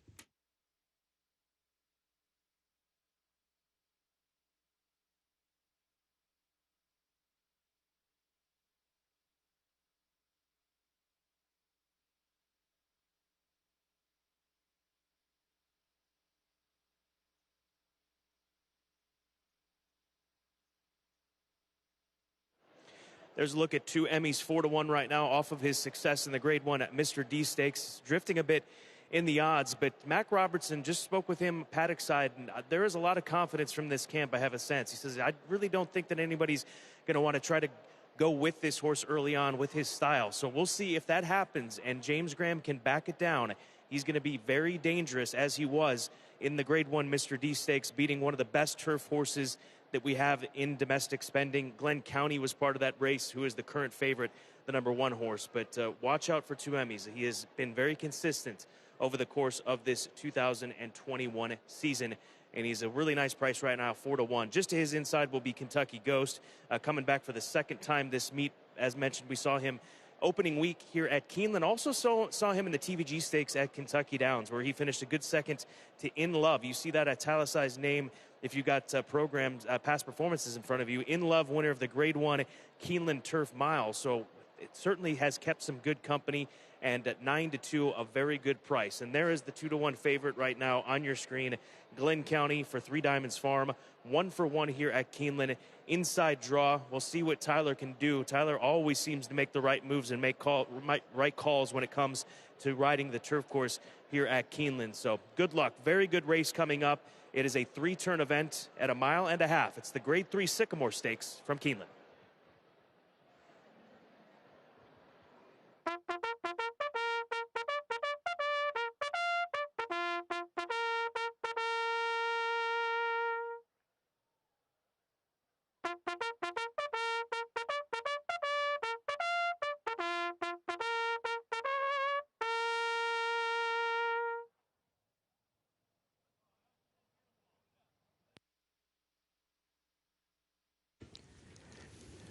Horses have reached the starting gate for Keeneland's 8th and featured race, 27th running of the Sycamore Stakes, Grade 3.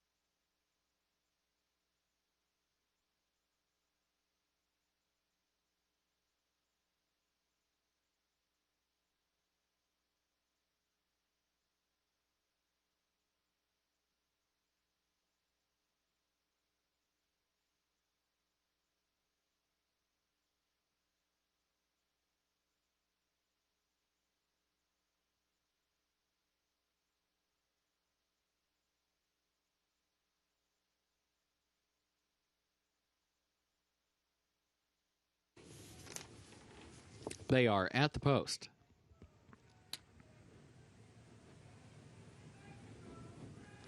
And they're off in the Sycamore Stakes. There goes two Emmys from that far outside starting spot. Two Emmys right to the lead in the opening strides. James Graham clears the inside traffic with two Emmys and slides down next to the rail. Rise the Guy comes away a close-up second in these opening strides around the far turn the first time. Spooky Channel wrestled back there in between horses as Breakpoint moves by and takes over the third position early on.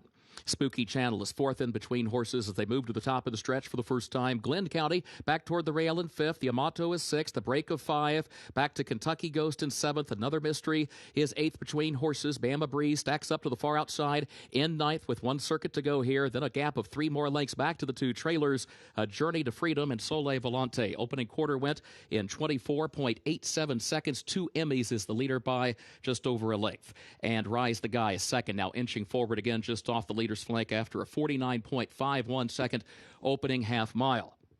Spooky Channel back to the inside in third. Breakpoint alongside that one in fourth. Glenn County against the rail in fifth, moving through the second of 3 turns. Yamato between horses. Kentucky Ghost going to be wide on the turn and is running 6 lengths from the front. Another Mystery is back down toward the inside. Then Bama Breeze and further back Sole Volante side by side at the back with a Journey to Freedom. 6 furlongs, 1 minute 14.52 seconds. On to the backstretch once again. Two Emmys is the leader, 3/4 of a length.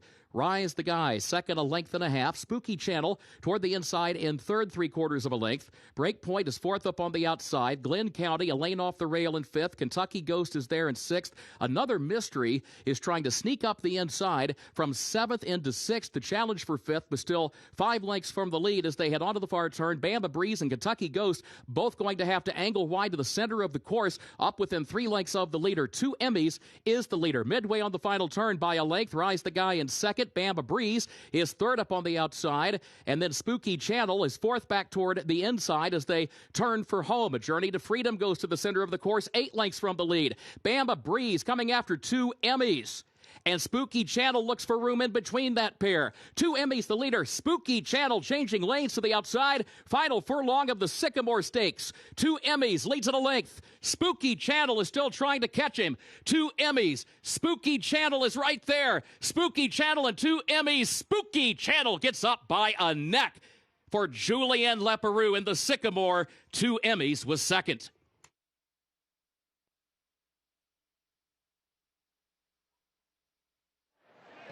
What a run from Spooky Channel, and a pumped-up Jason Barkley headed over to the turf course for this graded stakes victory. Picked up a stakes win at Remington, and he had some work to do late in stretch. 2 Emmys getting comfortable out on the front end, as he tends to do. But here comes the chestnut son of English Channel, wearing him down, and that is his 3rd win at 1.5 miles and his first win here at Keeneland as he takes the Grade 3 Sycamore.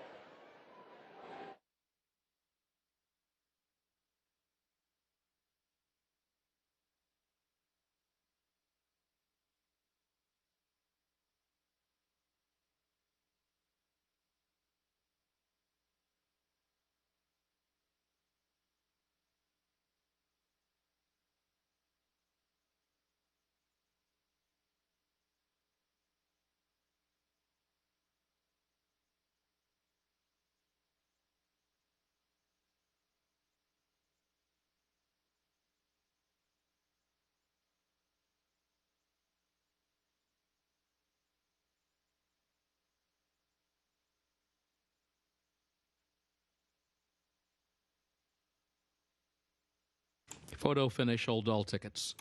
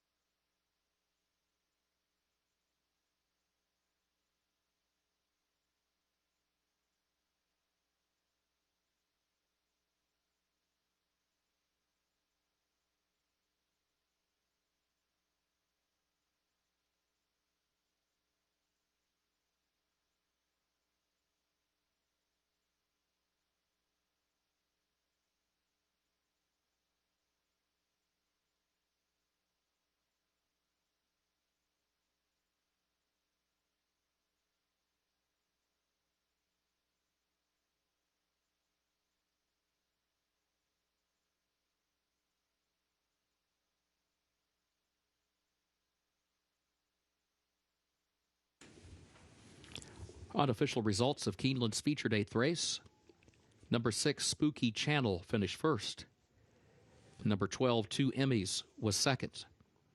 Number 4, Rise the Guy, third. Number 9, Bama Breeze, fourth. 6-12-4-9, unofficial.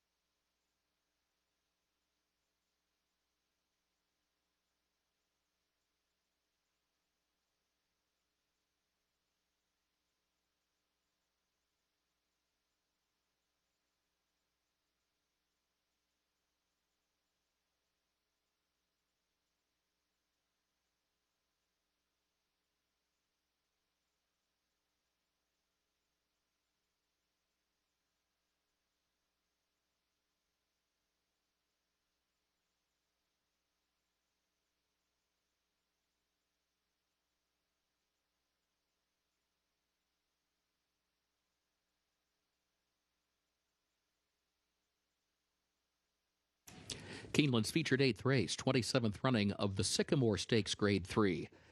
Number 6, Spooky Channel, owned by the NBS stable of John Ballantyne, Art Newhadel, and Daryl Shaw, trained by Jason Barkley.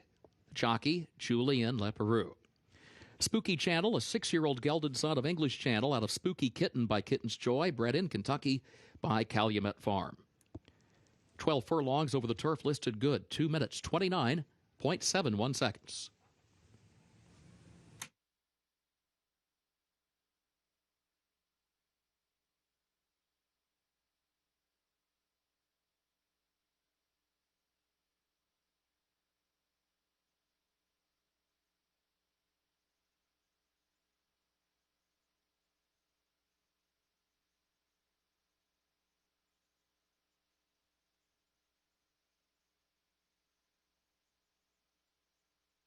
Results of race 8 official, 6:12.49. The official results, Keeneland's 8th race. Presenting the trophy for the featured Sycamore Stakes, Mr. Kevin Kide, Anthem Regional Vice President of the Large Group Sales Team, and he presents to the connections of Spooky Channel.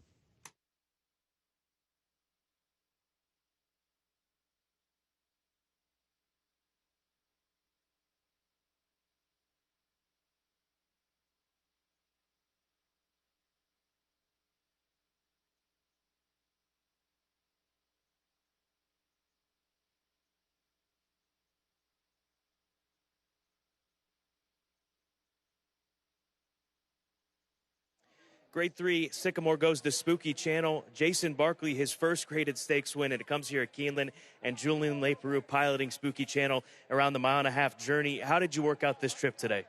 We had a great trip. I mean, he worked sharp. He put me in the right spot. We were lucky in the first time to be able to drop inside and save ground the whole race. And when I knew I was following the one to beat, so I knew he was going to bring me at least to the 8th pole. And when we find the room, he kicked on nice. And that was a nice race. Right. Well done, Julian. Thank you, Scott. Jason, what's it like to stand out here and pick up your first graded stakes win? It's a pretty good feeling, you know. It's nice to be out here on the Keeneland turf for the stakes presentation. You know, as an assistant, we're out a few times, but when you do it yourself, it's great. But it was a team effort, and you know, Shelby, she's at home, so I was happy to talk to her already. So just exciting day. What have you learned from this horse? Horses will take you places. It's all him. You know, he's all heart, cool horse. Just happy to have him. Enjoy the celebration. Thanks. Spooky Channel, Jason Barkley, now a graded stakes winning trainer, and it happened right here at Keeneland on this turf course.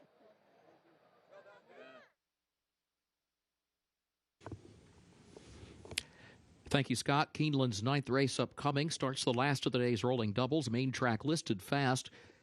In this 9th race, the jockey for number 3, Land Remembered, is Florent Giroux. Florent Giroux rides number 3. Overweight, the 6, Red Label, jockey 1 pound over. 10th and final race, scratch number 3, Family Time. Scratch the 4, Adma. Scratch 7, Some Kinda Pretty. Also scratch 14, Since You Left. And scratch 15, High Fashion. Jockey for the 2, Silky Warrior, Joe Talamo. Number 2, Silky Warrior, Joe Talamo, the jockey. 13, Wave of Goodness, draws into the race. Jockey Rafael Bejarano.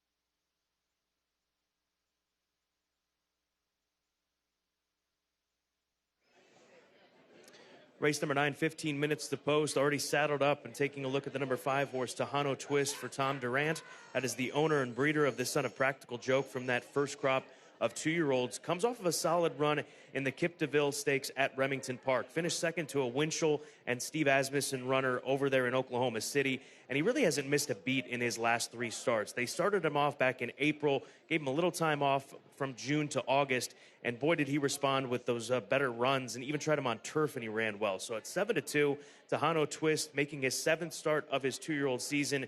I think that that's going to come into play. The fitness going 6.5 furlongs. Give me him out of the Brett Calhoun barn, Tejano Twist, right now 7-2. On the outside is the 9-horse Sunny Is Not So Funny, the 9-5 favorite, flashy debut win at Ellis Park from an inside draw. He draws outside here today. I would imagine that Tyler Gaffleone is going to try to be aggressive with this colt. But we say it all the time. Every time you win a race, the next race gets more difficult because you're moving up in the class ladder. And that's exactly what this colt is doing here today, facing winners for the first time. Beating maidens is one thing, but facing winners, it gets more difficult. So we'll see if he's up to task. If he runs anywhere near his debut, he certainly will have himself in position for a victory this afternoon. And then finally, Overboard for trainer Wesley Ward, a Speightstown colt, Keeneland graduate from the 2020 September sale. $275,000 is what they paid for this colt. He comes out of the Skidmore Stakes. That was the race that his stablemate and female counterpart, Averly Jane, won it back in August at Saratoga. And we saw her just about a week ago here at Keeneland dust the field in Stakes Company on the turf course. Wesley's taken the blinkers off for the first time with this colt. He gets Gerardo Corrales in the saddle, but he's got some talent. We'll see what the son of Speightstown is able to do here today. Nice group of 2-year-old winners. They'll be clashing at 6.5 furlongs, and the 9 is the current choice. Sunny Is Not So Funny. Don't forget, this race does start the final double of the day. Late double starts with this 9th race.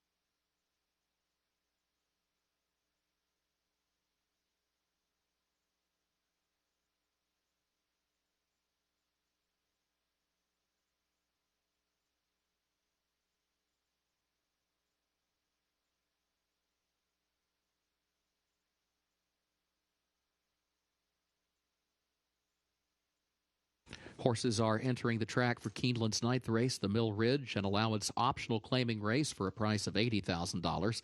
2-year-old, 6.5 furlongs over the fast main track.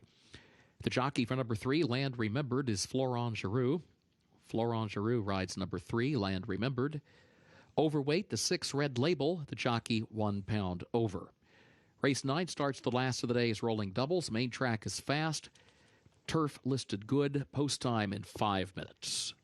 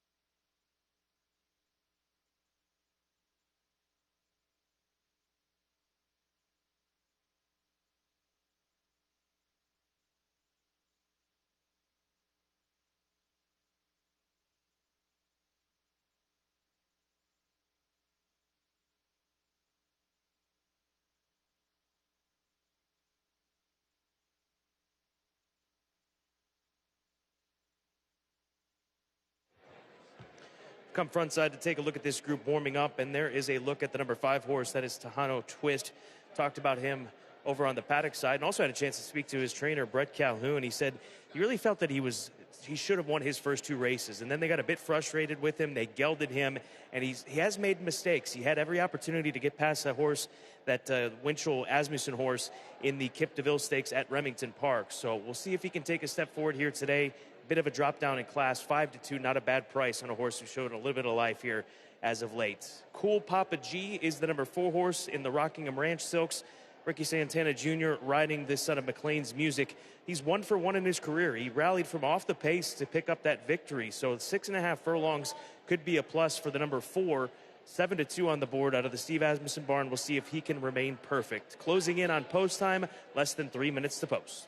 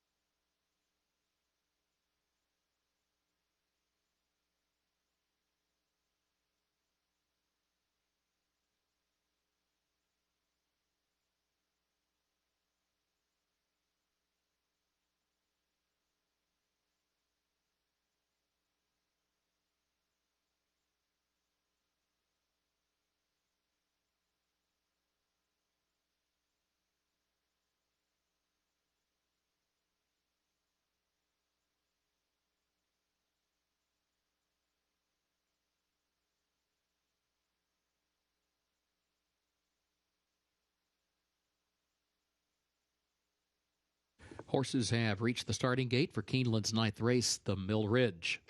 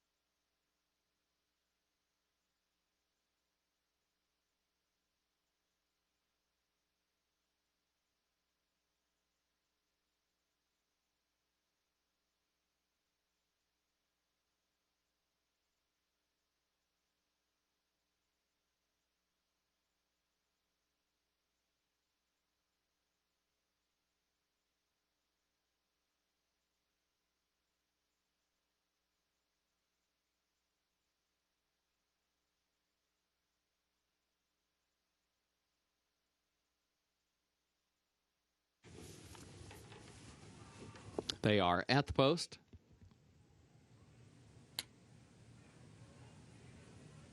Overbore, standing calmly after tossing his head for just a moment. Sonny is not so funny, has backed out. Now moves back into line, ready for a start. And they're off.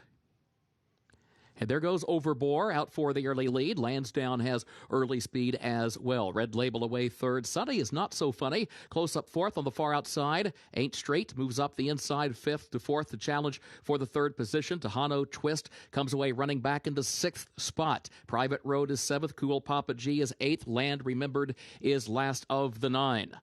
Back up front, Red Label to the outside, ahead in front, Ain't Straight, right there to the inside, and second, a length and a half.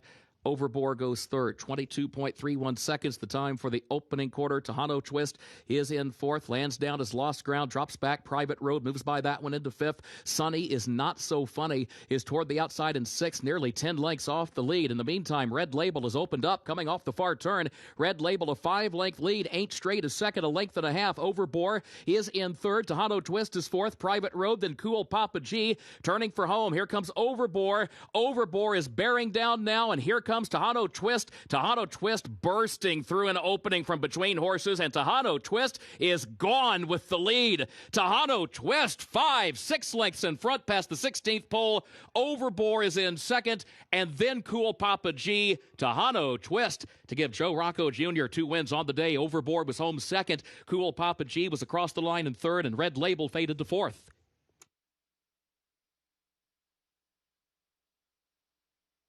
You just saw a young horse grow up here today in race number 9 at Keeneland. Tejano Twist off the pace, and watch him come through between horses and just kick on clear. It's done a practical joke. The practical jokes have done so well this year. Well done to trainer Brett Calhoun and his team, Joe Rocco Jr. Tejano Twist with a decisive win today here at Keeneland.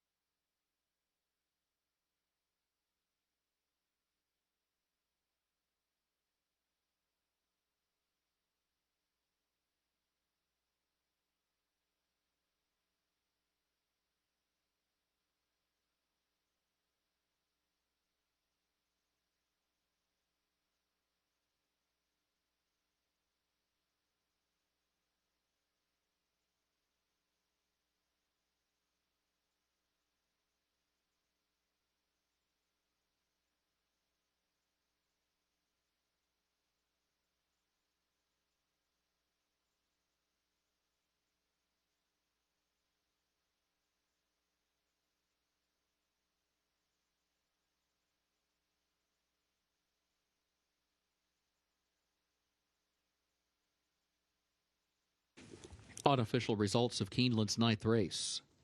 Number 5, Tejano Twist, was first. Number 7, Overbore, was second. Number 4, Cool Papa G, was third.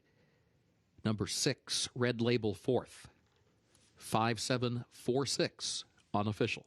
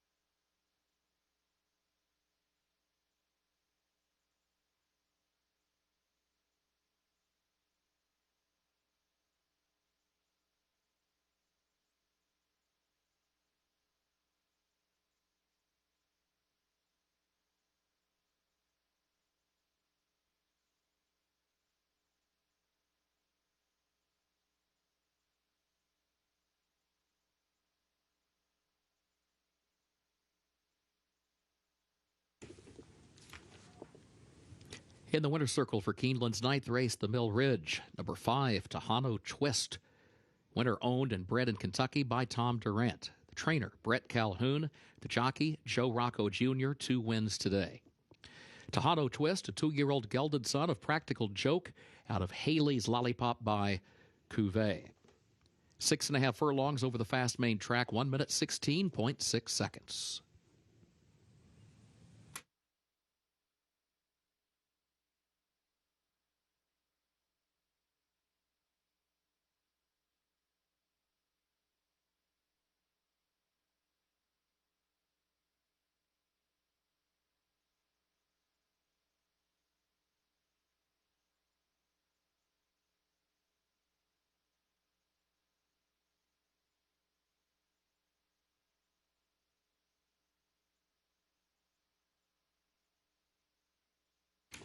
In the winner's circle, the Mill Ridge Trophy presentation to the connections of Tejano Twist.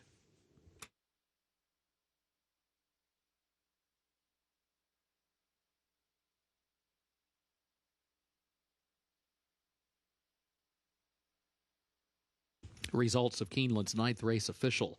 5746, the official results.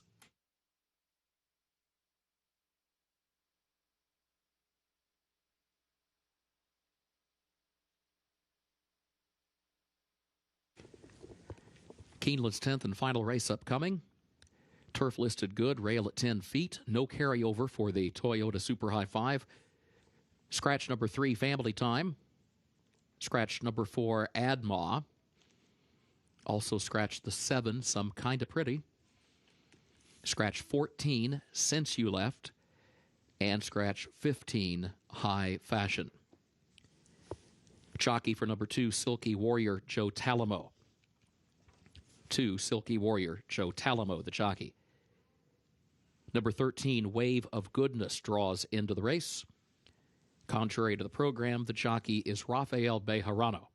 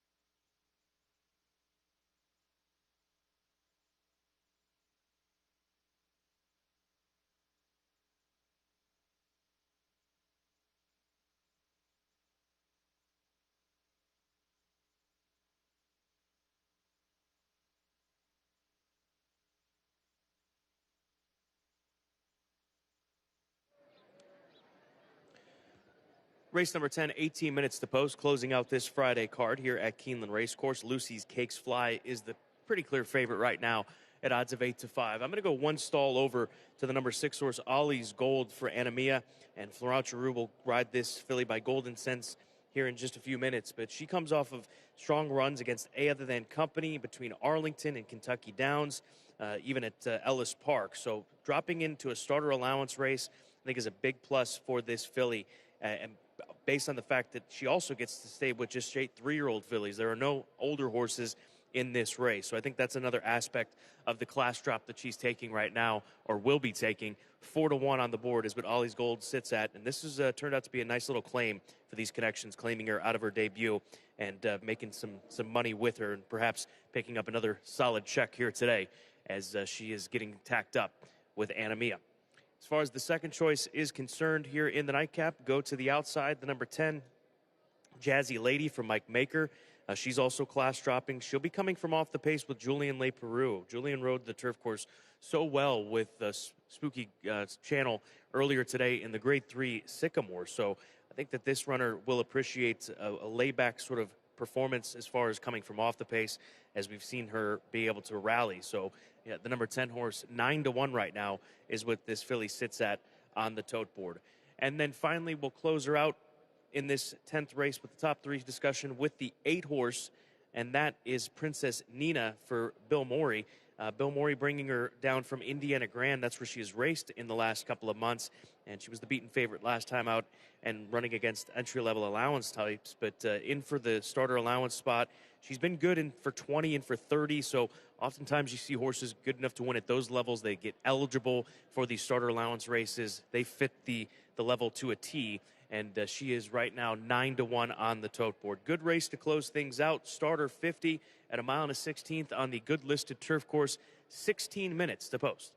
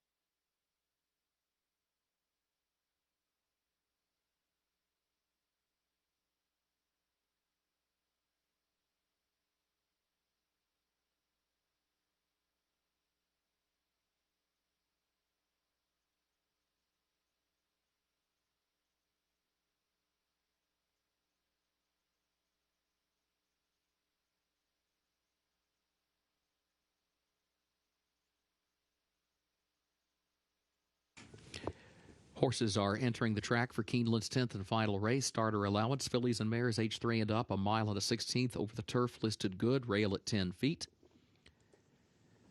No carryover for the Toyota Super High 5. Scratch number 3, Family Time. Scratch the 4, Adma. Also scratch the 7, Some Kinda Pretty.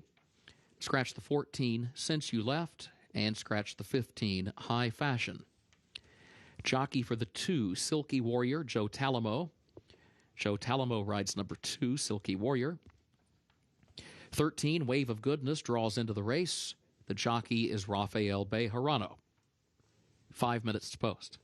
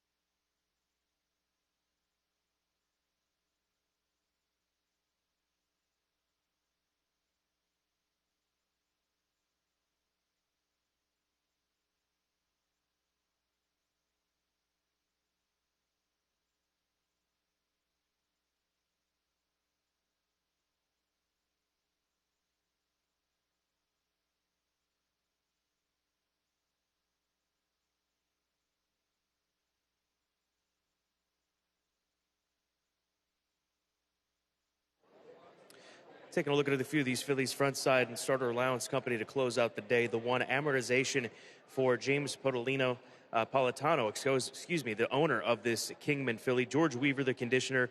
Kingman, one of the top European stallions that we have in the game right now. And they claimed her for 40, picked up a win for 40. Like the way that she looks, 7-1, an attractive price. Watch out for the one-horse amortization in the nightcap. The number 5 horse is the favorite, Lucy's Cakes Fly, lightly built filly by Vancouver, a Keeneland sales graduate.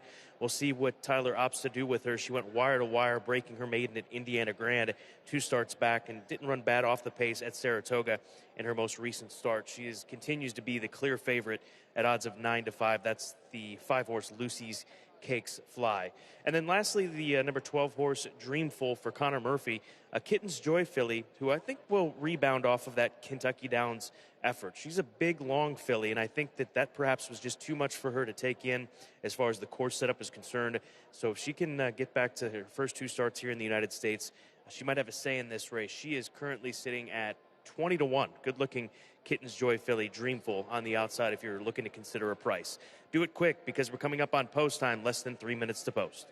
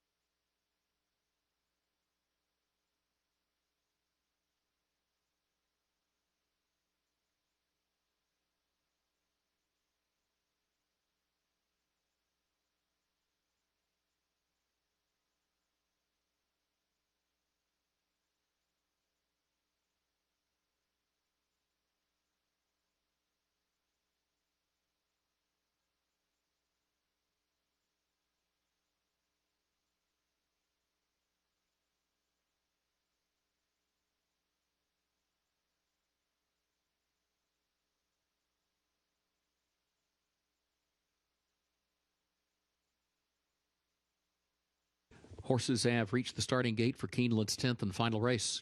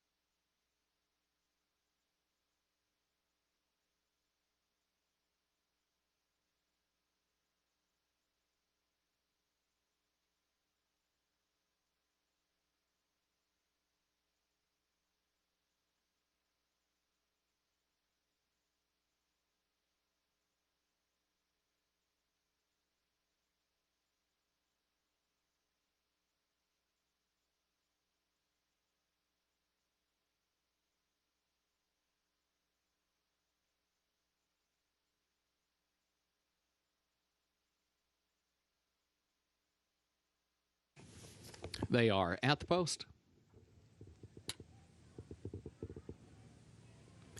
And they're off. Lucy's Cakes Fly comes out running for the early lead. Here comes Dreamful from the outside, though. Ollie's Gold up close. Ollie's Gold determined to move on. Have the lead. Ollie's Gold now scoots on through and goes to the front. Dreamful goes second. Lucy's Cakes Fly is third. Wave of Goodness fourth up on the outside. Time for Glory is fifth. One lane off the rail. Amortization sixth down toward her inside. Then Silky Warrior against the rail is in seventh. Princess Nina a lane off the rail in eighth around the first turn. It is followed by Thrombocytopenia, who's back there in the ninth position. The gap of 5 more lengths back of her. Jazzy Lady is last. Opening quarter, 23.83 seconds. Ollie's Gold is the leader. Ollie's Gold leads it by a length up the backstretch. Dreamful goes second, a length and a half. Lucy's Cakes Fly third against the rail ahead. Wave of Goodness is fourth alongside of her. Time for Glory fifth out in the center of the course. Amortization is next, then Princess Nina. Silky Warrior, and then Thrombocytopenia, gap of 5 more lengths still back to Jazzy Lady, who's last. 48.43 seconds the time for the first half mile.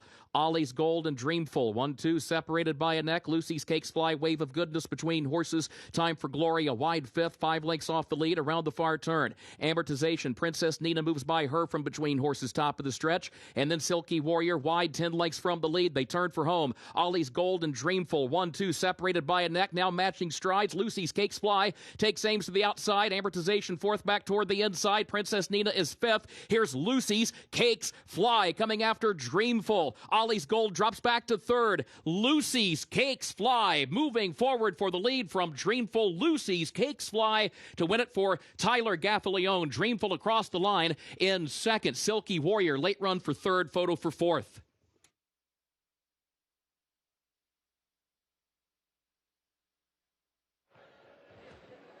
Gaffalione and Maker on the turf course, not automatic, but as near as it can possibly be. Lucy's Cakes Fly does that late. The Gray Filly by Vancouver, the post-time favorite at odds of 8-5. The 12 ran a giant race. She was involved in the race. She went with Ollie's Gold, Dreamful. So a strong effort for her at odds of 14-1. No, but no beating the favorite here today in the nightcap.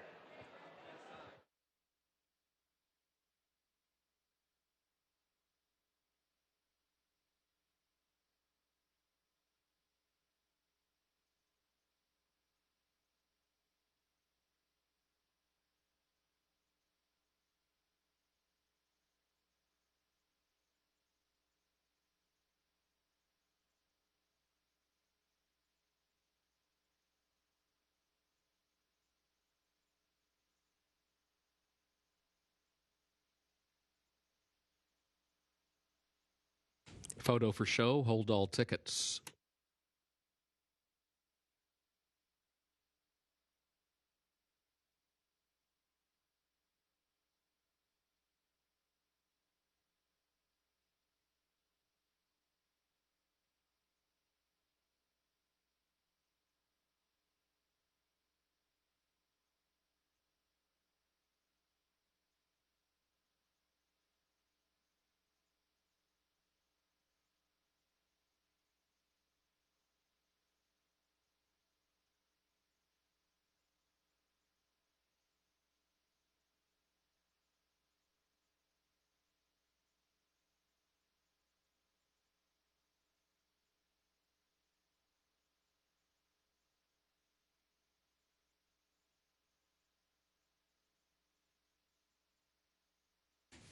Unofficial results of Keeneland's 10th race. Number 5, Lucy's Cakes Fly, finished first. Number 12, Dreamful, was second. Number 2, Silky Warrior, third. Number 8, Princess Nina, fourth. Number 6, Ollie's Gold, fifth. 5-12-2-8-6, unofficial.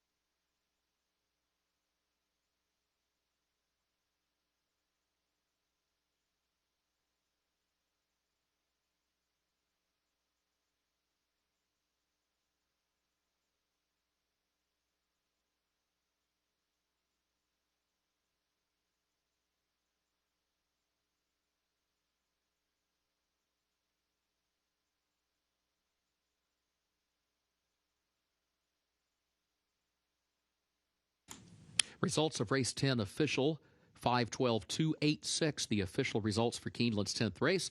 In the winner's circle, number 5, Lucy's Cakes Fly, owned by Michael Dubb, Madaket Stables LLC of Saul Kuman, and Michael J. Caruso. The trainer is Mike Maker. The winning jockey for the second time today is Tyler Gaffleone. Lucy's Cakes Fly, a 3-year-old filly by Vancouver out of Lyrical Diva by Unbridled Song, bred in Kentucky by Ashview Farm, Scott Issel, Bruce and Patricia Perat. Mile and a 16th over the turf, listed good, 1 minute 43.55 seconds.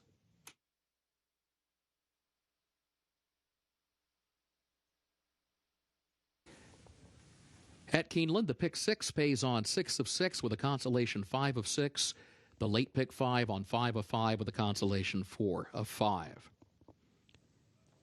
The second floor grandstand, including the sports bar and the mezzanine bar, will remain open for simulcasting for another 30 minutes.